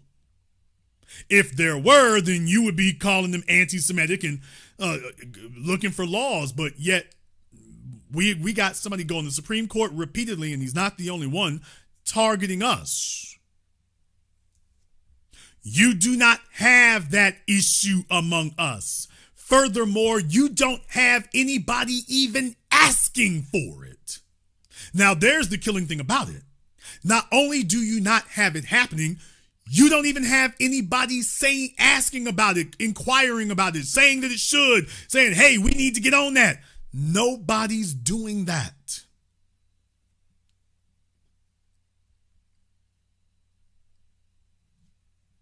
And if you're going to have an anti-defamation league, if you're going to have an APAC, why aren't the ADL and APAC going after Ed Blum and shutting him down? If that's really the case, and if you're really honest brokers, why isn't APAC and the ADL going after Ed Blum and shutting him down? There are plenty of Jewish lawyers who could have stopped him years ago, and they haven't lifted a finger. They have sat back deliriously and quietly, ominously so, while everything he said and done has glided straight through. Doesn't that tell you something? Doesn't that tell you something?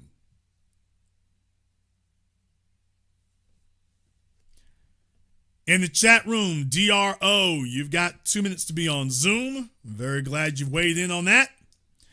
You got 2 minutes to be on Zoom, so it's time for you to go ahead and punch in and call up. We look forward to speaking to you there. So the right-wing civil war has kicked off because people are saying you can't say that you are America first and you got 2 passports. And oh yeah, by the way, that makes sense. You see, this is something here. These other folk here, they've been talking about it in the background. We've been talking about it in the foreground.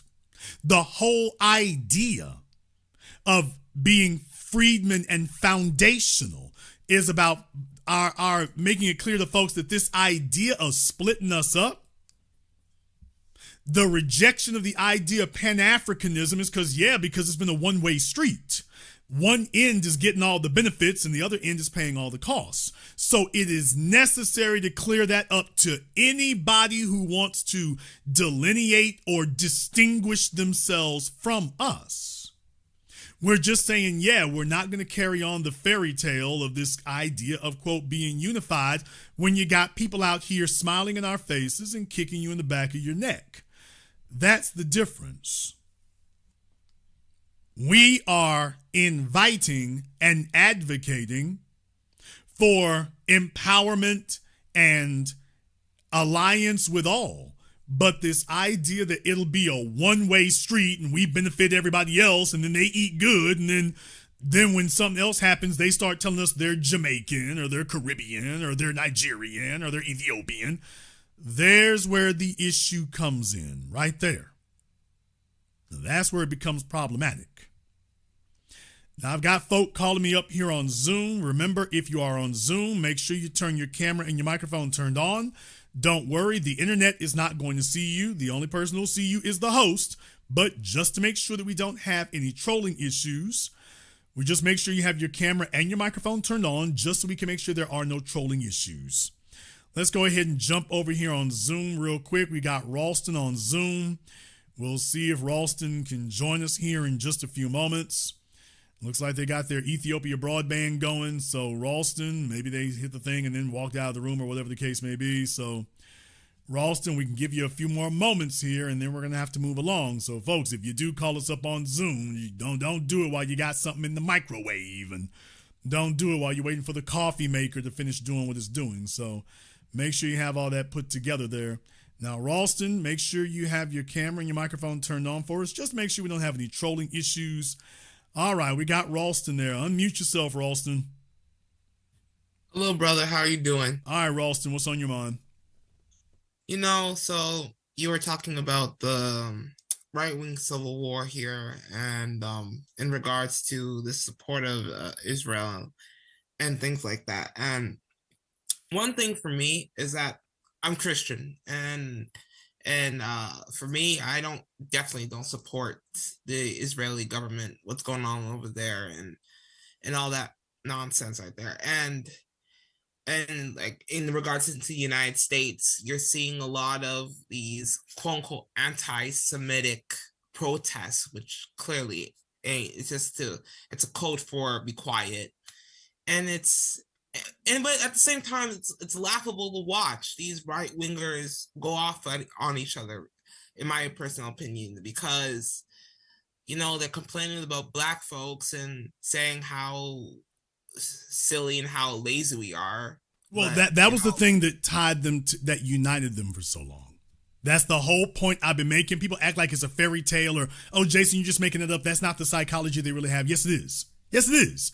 What united them was having a common enemy, having somebody that they could all agree that they could unite around. Hey, let's all get him. And that became their economy, is uniting around the idea of going after us. Well, you can't really do that right now. We're not, you can't say we're setting any policies there. You stopped Kamala Harris. They wanted to name her black symbolically when it was their benefit. Okay, well, you sidelined us, quote unquote. Well, now you have to start building something. Okay, but here's the issue. They don't want to build anything for anybody other than themselves. So now they got to look for a new boogeyman to vote off the island. These are things that have been simmering below the surface already. This was already here. This issue about Israel has already been here. It's been there for a while. They were just not free and open to say anything about it before now because they had bigger fish to fry and they had to keep their priorities in order. Now that they got a little breathing room, what they're essentially saying is this far and no farther. So if we're going to close the borders and stuff, we might as well make it a clean sweep and tell everybody, this far and no farther. Exactly. And in regards to Ben Shapiro, I find it super funny that when he talks about quote unquote anti-Semitism on the campuses, you will never hear him talk about Black Jews being sterilized in Israel, and just Black people who live in Palestine, and even if they're not Jewish and stuff, but they're Black and they've been in that region for many years. You will never hear him talk about the constant racism that they go through. Like they even tell you, Ethiopian Jews will tell you that they've gone through sterilization. There is even a point in time in the 50s that Yemeni Jews who are Black basically will say that the Jews of Eastern Europe, some would take away their kids and separate them. That's coming out. So we're seeing a lot of things being exposed these days, and Ben Shapiro is not saying anything like that. Well, I mean, look, these were conversations that previously didn't occur. There's the whole thing. This is the first time that there's been an open conversation where everything was on the table. Up before now, you had a lot of the clergy running things. And when I say the clergy, I don't just mean the Black one. I'm talking about the white one. You had folk like Billy Graham. Mm-hmm. Now, Billy Graham was a fixture for for the latter half of the 20th century. Quote unquote, America's pastor. You had Billy Graham, John Hagee down there in Texas. Pat Robertson had a whole network. So there's been a very large media infrastructure to reinforce that, Children of Abraham thing. There's been a very large religious media complex that was really influential for the latter half of the 20th century. Over the course of the last 25 years, Pastor Graham died, Pat Robertson's died. I don't know if Hagee's still alive. He was a rather rotund individual. I don't wish bad on people, but boy, I'm telling you, there was a walking ad for physical fitness. For the need for physical fitness, it was him, by all means. And then his son, both of them looked like, a couple of M&Ms. It looked like a pair of M&Ms standing next to each other. So it's just, I don't know if diabetes runs in the family. It damn sure walks. That's for certain. But what I'm saying is that, the pastors who used to be able to say things, Franklin Graham took over from his father, but he has really been so far overtly to the right. Not that Billy Graham wasn't, by the way. Mm-hmm. By the way, folks, not that Billy Graham wasn't. Billy Graham saw Black folk as heathens to be saved. So, in any case, his son Franklin came out really, really hard right-wing first, and it's like, oh, you already outed yourself. So he really couldn't get it to go like his daddy did. So all these other folk we've had for so long who've been pushing that particular line, they haven't had any really influential heirs. They haven't had anybody who took over from them and was carrying the banner and could carry the message and spread it like they did. That's the difference. And without that competent, communication arm, you none of you have spoken to the next generation. It hasn't gotten passed down. Now it didn't just go down, it's fallen off a cliff. When you add to that the socio-political cost of engaging in these foreign wars, people are asking after the war in Iraq, that's 2 Gulf Wars in a row. And for what? Now, I don't know how old you are, but I was in the 90s. I was very much coming of age in the 90s. And we knew that was a war for oil. We knew it was then. I mean, that for Kuwait, we didn't even know what the hell Kuwait was. What the hell is a Kuwait? And then we heard Middle East. And all we heard about was oil rigs, oil wells, oil wells, oil rigs, oil wells. That's all we heard. And here's the killing part about it. Kuwait, the United Arab Emirates, Dubai, Saudi Arabia, the citizens literally live like kings over there. The citizens are ultra wealthy over there. They get, their dirt Arab people to work for them. But the citizens in those places, they live in fat and high off the hog. They put America's standard of living to shame. I mean, they make us look like paupers and street beggars. Literally. These folk are like, I can't drive nothing less than a G-Wagon. That'd be uncivilized. I can't roll nothing less than that. That's how they live over there. And so what we're saying is, now, let me get this straight. We're coming over here to sacrifice sons and daughters to fight wars for people who are literally eating off of golden plates, as that's their middle class. Their middle class are all driving BMWs and Mercedes S-classes, and their middle class is all driving Maybachs and Range Rovers. That's their middle class.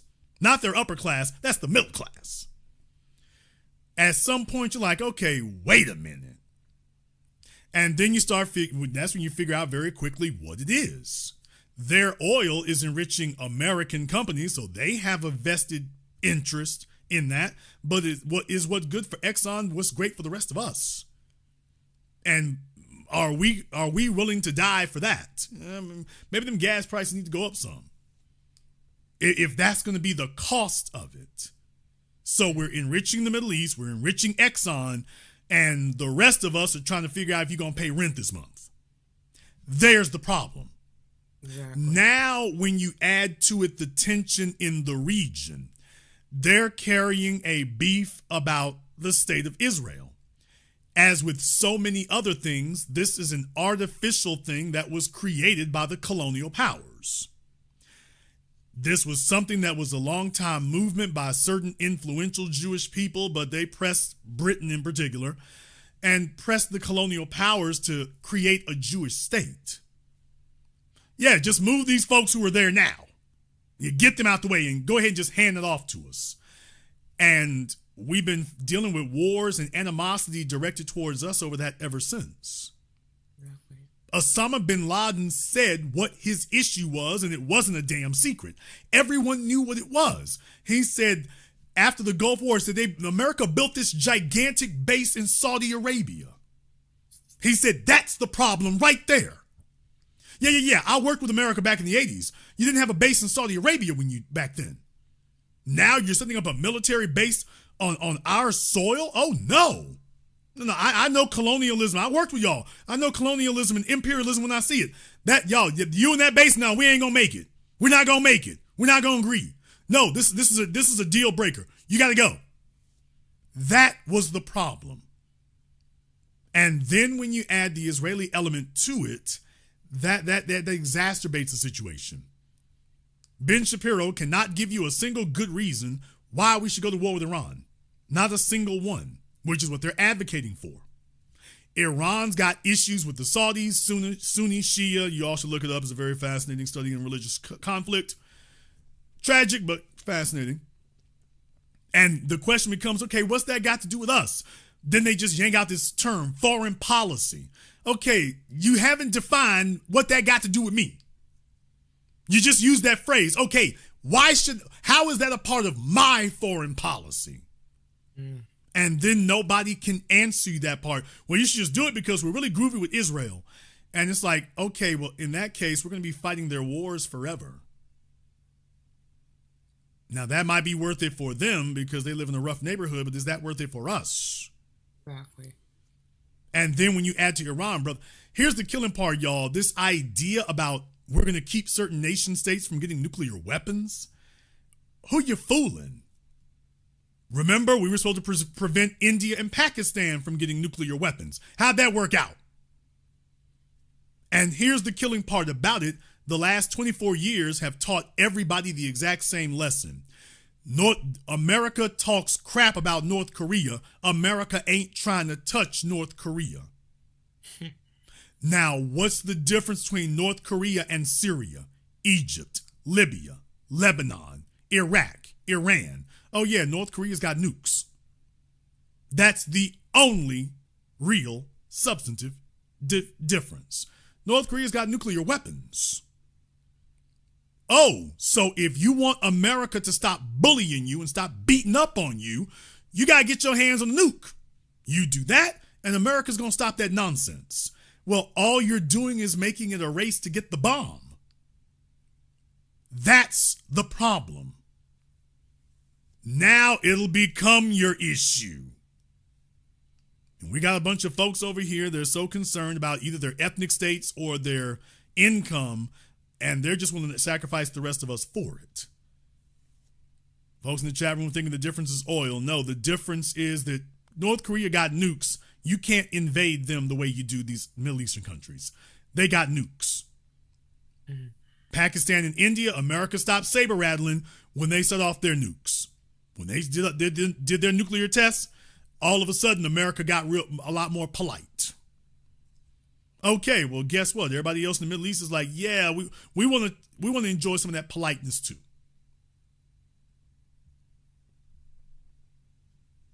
Yeah, and one thing before I come down for the night, Brother Jason, is that what we're saying is that this, like, for me personally, like, I don't hate Jewish people or any other group, Palestinians. No, my thing is just the government and also focusing on our people, Black individuals, even across the diaspora, if you will. And so that should be our focus because in this day and age, that's what we need. We just need to focus on ourselves because well, that's it. I don't know much else to say. Good night, Brother Jason, and take care. Thank you very much for giving us a call tonight. Well, let me go ahead and address that right quick here too, because I want to be clear about a couple of things. The reason why there has been an adjustment in our posture towards other folk here is because, to make it very clear, we've been looking for where our so-called allies are at, and we don't have that. Case in point, Jewish people got a Jewish state that its boundaries and its authority and its legitimacy is defended by the U.S. government. So let me get this straight. Coming out of the civil rights movement, Jewish people got a Jewish state set up and organized and defended by the United States. Black folk ain't never had that. We have never had that. Liberia was never legitimate and was never properly executed, and deliberately so. Liberia was never that. If you could set up a Jewish state and it ran correctly, you were able to get it kicked off correctly, and it's still standing today, then you could have done the same thing for us. You chose not to, because that was never the goal. And I'm not talking about overseas. I'm talking about right here. Damn! Need I remind you of the village of Curious Joel? Everywhere we go, Jewish folk are getting money to set up their communities and their enclaves. And I'm like, okay, well, fine. You're using our tax dollars for that. But by the way, if that's good enough for you, we need to get some of that. We are 10 times more in need of that action. We had communities, we had neighborhoods, we had enclaves. The U.S. government destroyed them and continues to. The U.S. government destroyed them, and nobody has been advocating for the rebuilding of black communities, much less the establishment of a black state. No one has been advocating for that. Not even our Jewish friends. They have not been advocating for the reestablishment of that. If they can find their way to the Supreme Court to attack us, they can find their way to the Supreme Court to finish what Johnny Cochran started. If their lobbyists can find their way to Congress and the White House, then they can find their way there for us too. They can find their way there for us too.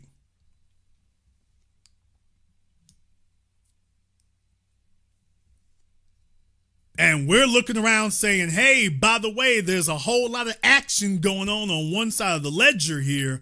If you really want this alliance thing to, kick off properly, hey, we need that door to swing both ways. We need the door to swing both ways on that. That's very, very important. That's the thing that's been missing. Everybody who wants to talk about being allies with us, we look around, it's like, okay, we couldn't help but notice help only goes one way. They utilize it one way. Oh, great. You're helping us out one way. And we're like, okay, we couldn't help but notice our pocket's kind of light over here. Your pocket's kind of thick, but our pockets are kind of light. Our pockets are kind of light here. That's a whole big difference. So just understand what we've been looking at. These are conversations and arguments that really shouldn't even be happening. Shouldn't even be happening here, and yet there they are. Now, by the way, one more thing. We'd be very, very glad here to have that conversation with folks. That is not an issue, and that's not a problem. It really, really isn't. We got a whole bunch of questions to ask here. And this idea that folks are going to be sitting up here and jumping up, and 1 minute they're there, and then the next minute when we say for something, we can't find anybody. Can't find anybody, can't get nobody. That's an issue there. That is an issue. So I just wanted to point out here, by the way, we could definitely, we're all for the ally thing. The problem is we ain't really had no allies.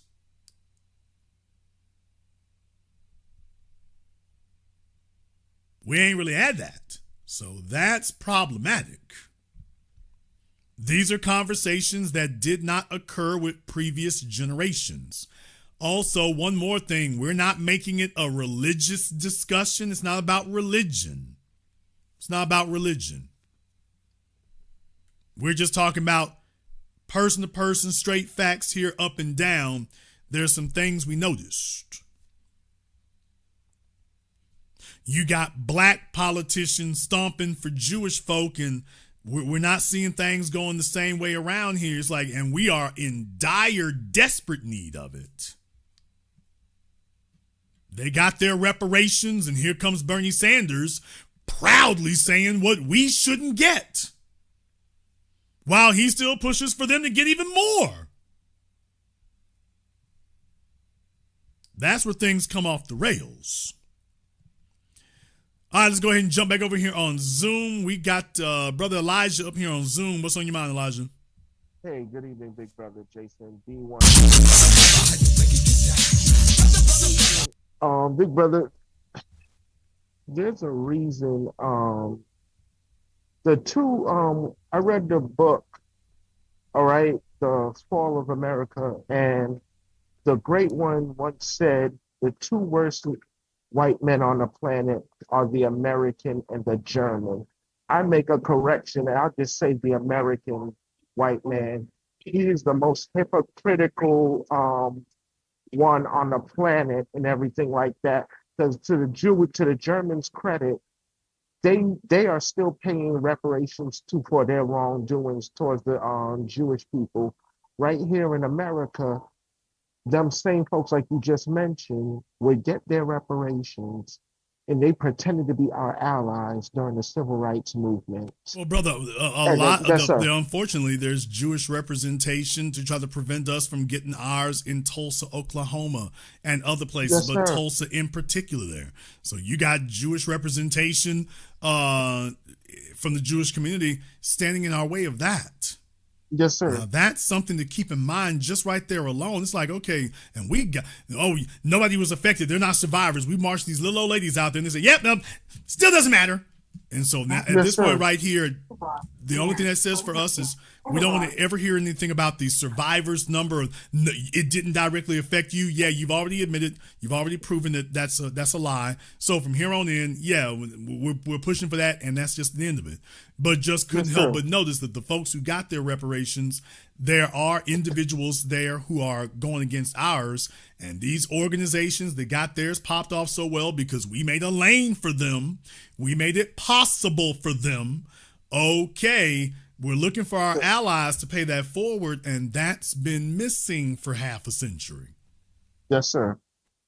Hey, big brother, but and also to add to your point, um, with this whole with the whole Tulsa and everything like that, they completely. This is where I say I don't listen to the legacy media whatsoever. I completely shut the television off. If it's not you, Professor Truth, or Brother Tariq Nasheed, or anybody from the B1 Circle, I do not listen to them because what you just said hit different. And I said this to you before. They would call these other people around the world enemies constantly, but let them come over here and let them have nation states and communities and everything like that, while we can't even have black neighborhoods. They would gentrify the living hell out of our neighborhoods, but you would see this Iranian person in Michigan where they, congregate at for the most part in Michigan. Oh, there's a actual Iranian community, and then you're talking crap about the Iranian nation. But meanwhile, we can't have nothing. They're about to snatch up Detroit, or they're in the process of doing it. My question to you is this: when are we? I'm happy that we're slightly waking up and we're just leaving things being, but when do we actually? For I'm trying not to ask it. I'm trying to ask it in a way. When do we finally say, hey, it's time to separate completely from these hypocritical people and everything like that? And I know white supremacy is global, but when we get therein lies the whole point about it. So I mean, yes, sir. Separation, separation, that's a wonderful concept in the abstract. It's not a literal, it's not really a literal thing. You can't have a planet that's dominated by one people and then you're talking about separation. What you can have is relative autonomy, and you can also have the ability to make sure that people cannot harm you. Yes, sir. Now that you can do, but that ideal of separation, that ship is sailed and sunk. You can't, that's not really a realistic thing. But you can have a situation of relative autonomy and that you are not being harmed. And you notice that those are the two things they're going after. Make sure that you don't have any type of autonomy or self-sufficiency. Anytime you set it up, let me drop some bombs, let me drop this freeway, let me go ahead and kill a few kids, it becomes that. And then, of course, if you don't have relative autonomy, then you don't even, and I'm not just talking about, geographically or socially, I'm talking about intellectually. I'm talking about intellectually. And then that leads to the next step of you being harmed. So when you have those two things right there, that's enough. Now, could you have more? I mean, maybe, but that right there, I think that's about as good as you can get in a planet full of 8 billion people. I think that's about as good as you're going to get right there. Yes, sir. If we had the autonomy that Curious Joel has, I'm fine. If we had the autonomy that Harlem, should have had, I'd be okay. Yes, sir. The Eatonvilles, the Rosewoods, we had our relative autonomy. Yeah, I mean, we had just come out of chattel slavery, but we Yes, sir. had relative autonomy until some folks with bad intentions and even worse morals and principles came blowing things up and shooting at people. So we've had that, and it worked. We'll do fine with that again. Yes, sir. We'll do fine with it. Yes, sir. I just want our people to understand this, because this broadcast, it hits a little different. This is why, we should have been advocating for ourselves for the longest. It took this long for us to get to this point. We should have, and I'm not knocking the ancestors from the past, but we should have never advocated the late great Walter White. We should have never advocated for a state of Israel, because we advocate for that, then the government follows, gives them that, and then these same bastards would come around and turn on us, and we just help them and everything like that. We gotta, I hope, down the road we just learn, hey, it's good, mind your business and everything like that. Don't worry about other people. And I'm happy we're getting there, but all I'm saying is we should have been there all along. And with that being said, big brother, I'm gonna land my plane right there. Thank you very much for giving us a call. Like I say, certainly having an honest assessment of things. And by the way, they are more than welcome. If anybody wants to call me up, you definitely can do that as well. That is a conversation that's long overdue, and we definitely want to have that as well. But please don't rely or assume the idea that we're going to bully people into submission. That won't work. And beside that fact, it's very good to have that right there, because at the very least, you want to be heard. At the very least, you want to be heard on these things. And of course, we present an opportunity to do that as well.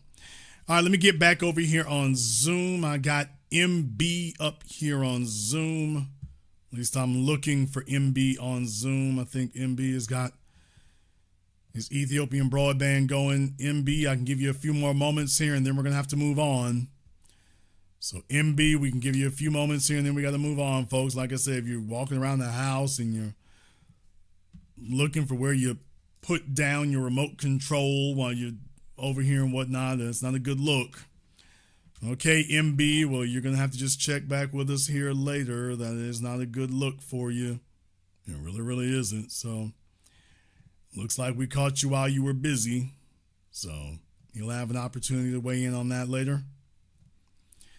Yeah, folks, like I say, the issue of are you white enough and who is looking out for and some of the old paradigms, all of that's going out the window right now. The right wingers are slugging it out.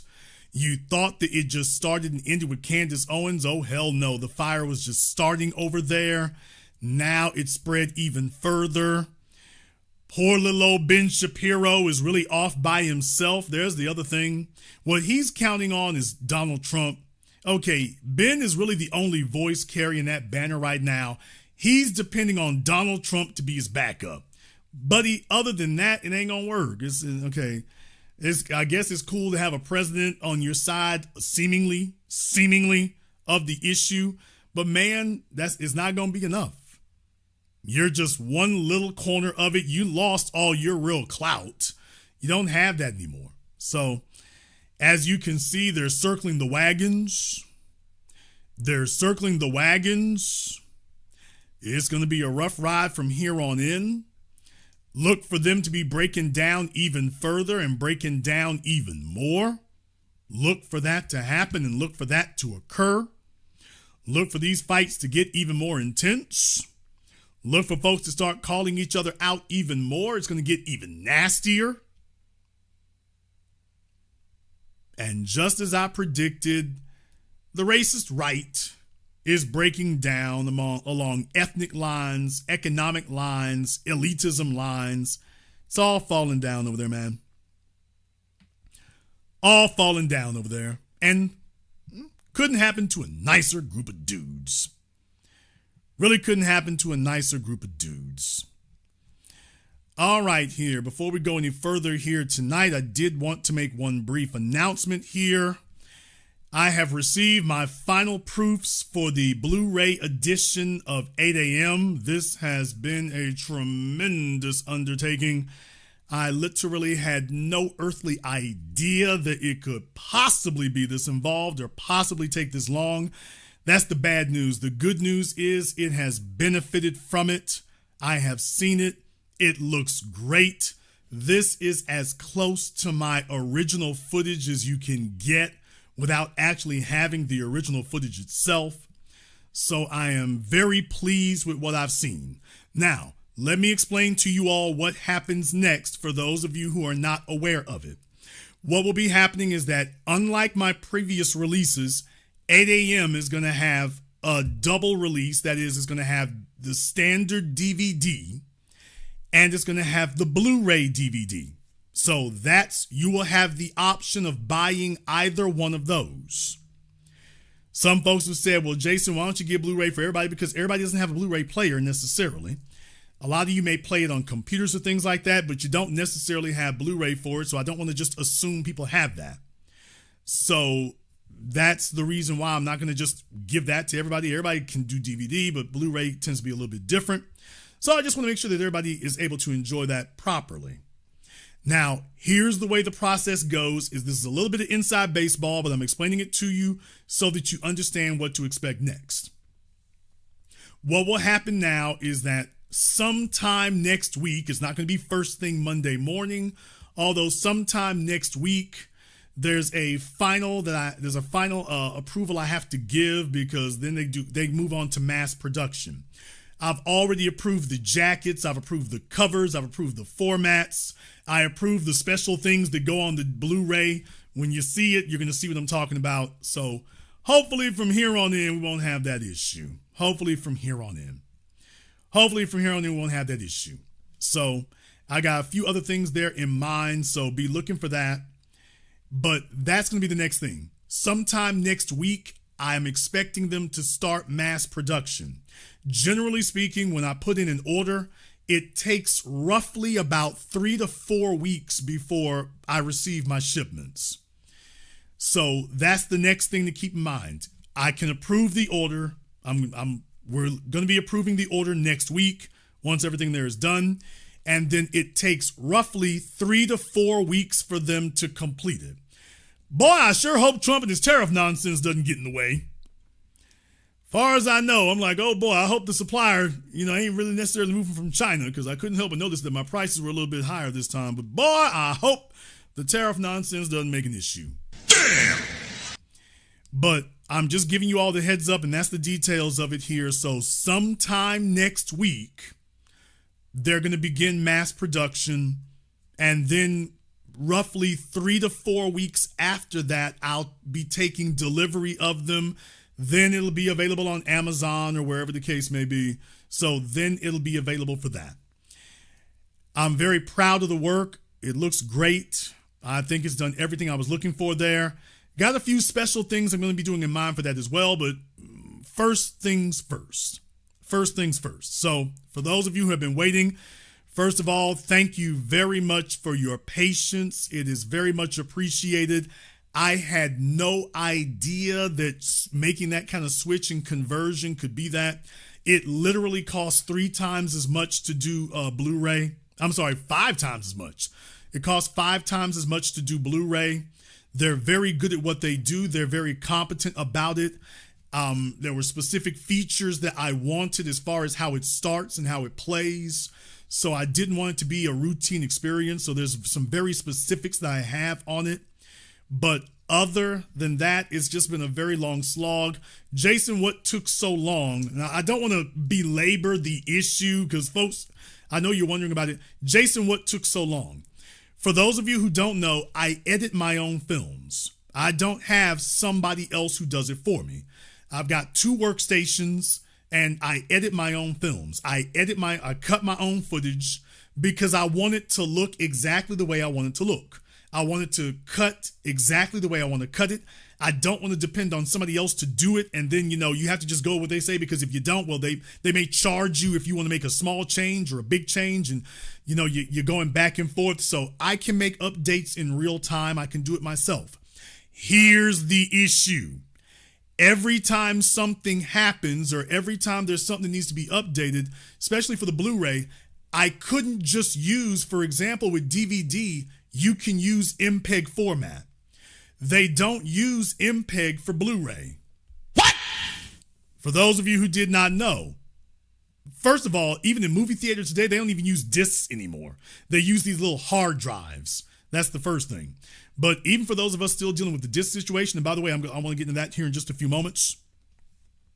But every time that you have to do the render for it, the render is going to take me really a day. It takes a day to do a render. Then you have to send it to them, and it's really a back and forth is what happens. If for DVD is far more forgiving than Blu-ray is. So that's the issue with that. DVD is far more forgiving. There are certain idiosyncrasies, details, transitions, because DVD is a lower resolution format. Things that I didn't have to worry about on the DVD, they come through glaringly clear on Blu-ray. So now you have to make changes. So the first thing that hit was you had to make a file format type of change. And then I had to work with that to make sure it played properly for that. And every time that happens, that literally is going to be a 2-day process. 1 day for rendering and then the next day for getting it to them. So every time something needed to be changed, you're really looking at almost a week to make those changes. I had to make changes for titles. I had to make changes. There were, let me just be honest. Let me just have a moment of candor here. Quite frankly, there were some corporate logos and icons that were showing in the footage. In the DVD footage, it wasn't that clear. It was really rather blurry. So for the DVD footage, and regular DVD is 720 resolution, though the things weren't showing up so clearly. So it was like, okay, well, that's not really distinguishable, so it's fine. On Blu-ray, corporate logos and things, I mean, it was crystal clear. And for that reason, especially once I ran it past my attorneys, it's like, yeah, that's not a good look. We need to make some changes. So that kind of thing right there, and that's just one example. That kind of thing you go back and forth on. If you need to make 2 changes, that's going to take you a week. And I'm not going to belabor you to death about how we have to make changes, and that's really technical. But if you have to make those changes, finish and render, and then get it to them, if you have to make 2 changes, that's a whole week. That's going to be a week. Because the folks I deal with, don't work on weekends. That's the other thing. They're not available on weekends, and they really take off early on Fridays. So I've really got about 3 days, because Monday is a sending day. So you really got about 3 days in there, and then that's what you got to work with. Now, these are folk I like. I deal with them. We have a good relationship.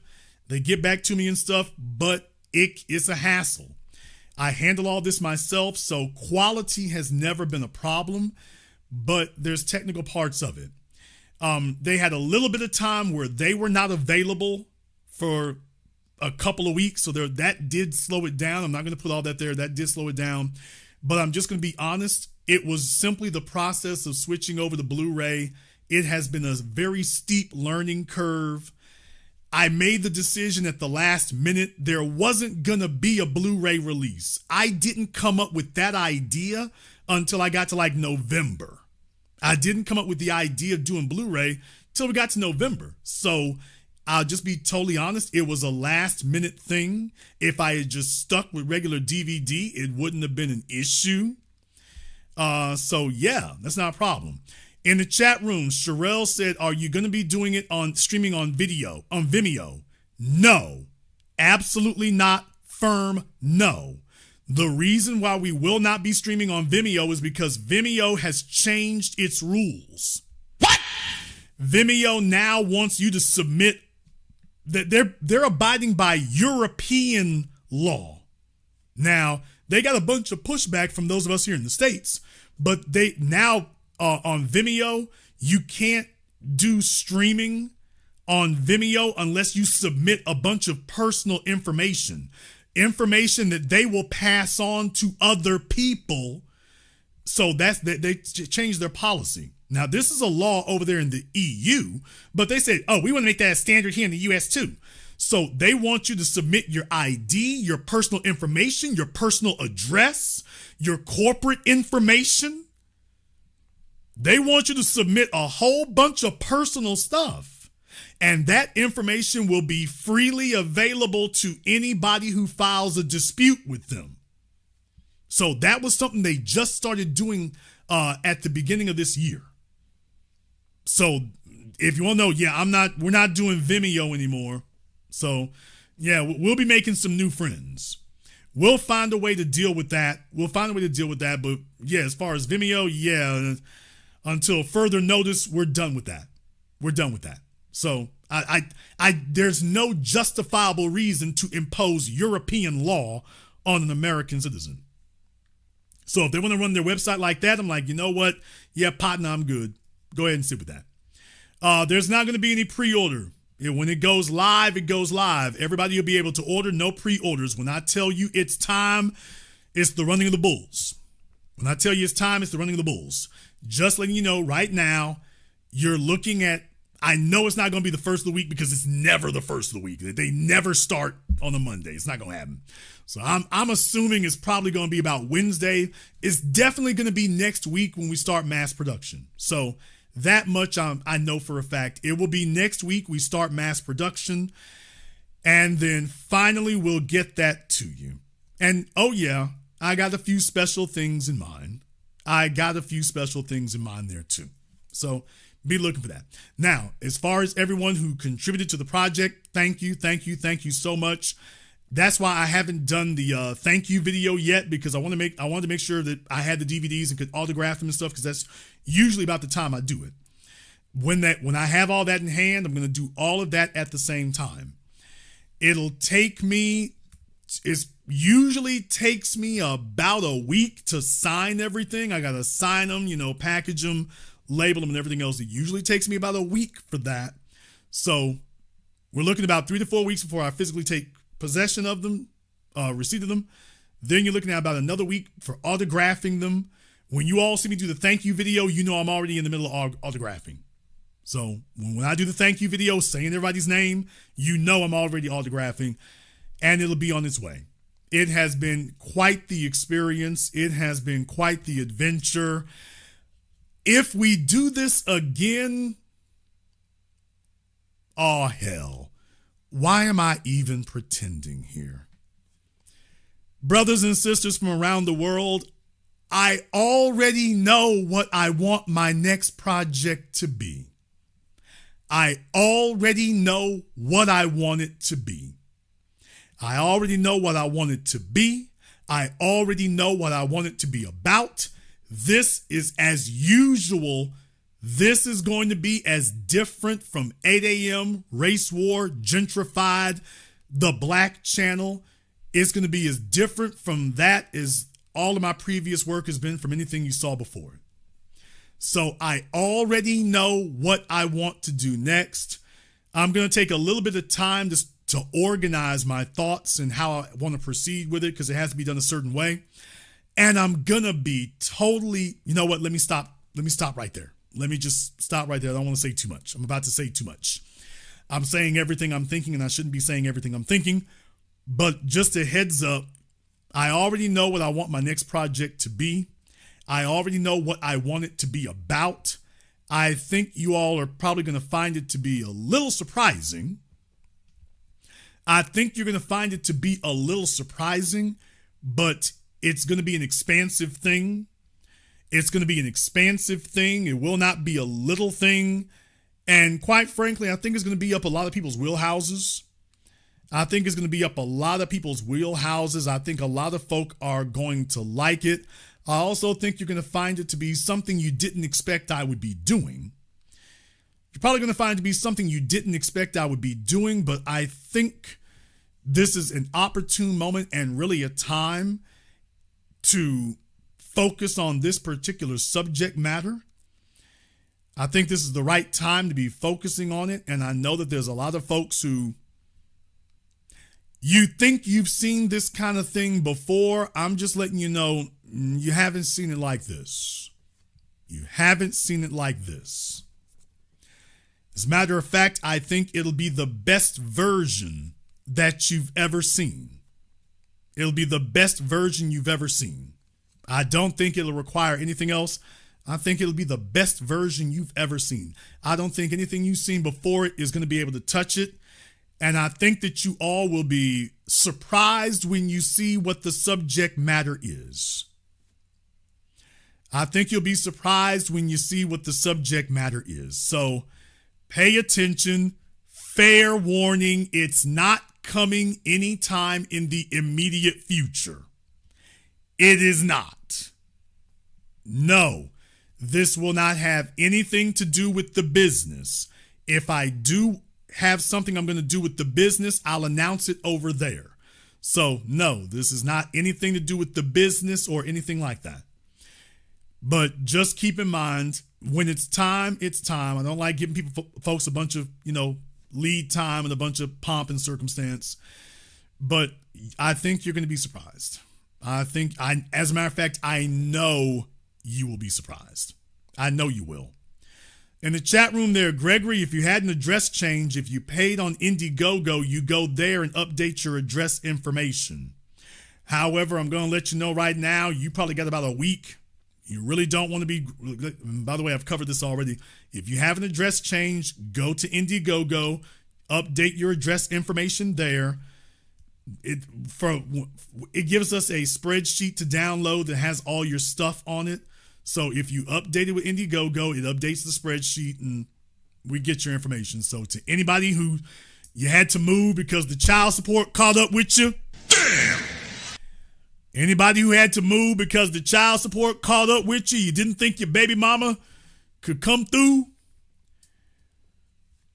You didn't think your baby mama was going to find you, but that heifer was diligent. So for some of you, I understand you're like, damn, Jason, I didn't know it was going to be 5 months. The whole family. So now some of y'all are having to move. You're having to relocate.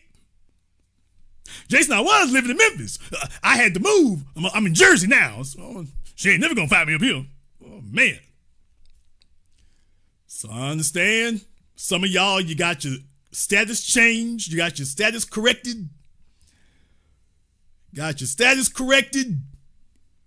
You figured once you did that, you was home free. And found out I'll be damned. She can pull up my information. The feds gave her my 1099. That's dirty. So I understand it's rough out there, man. It's rough out there. So we got more coming for you here. I think you're going to appreciate that as well.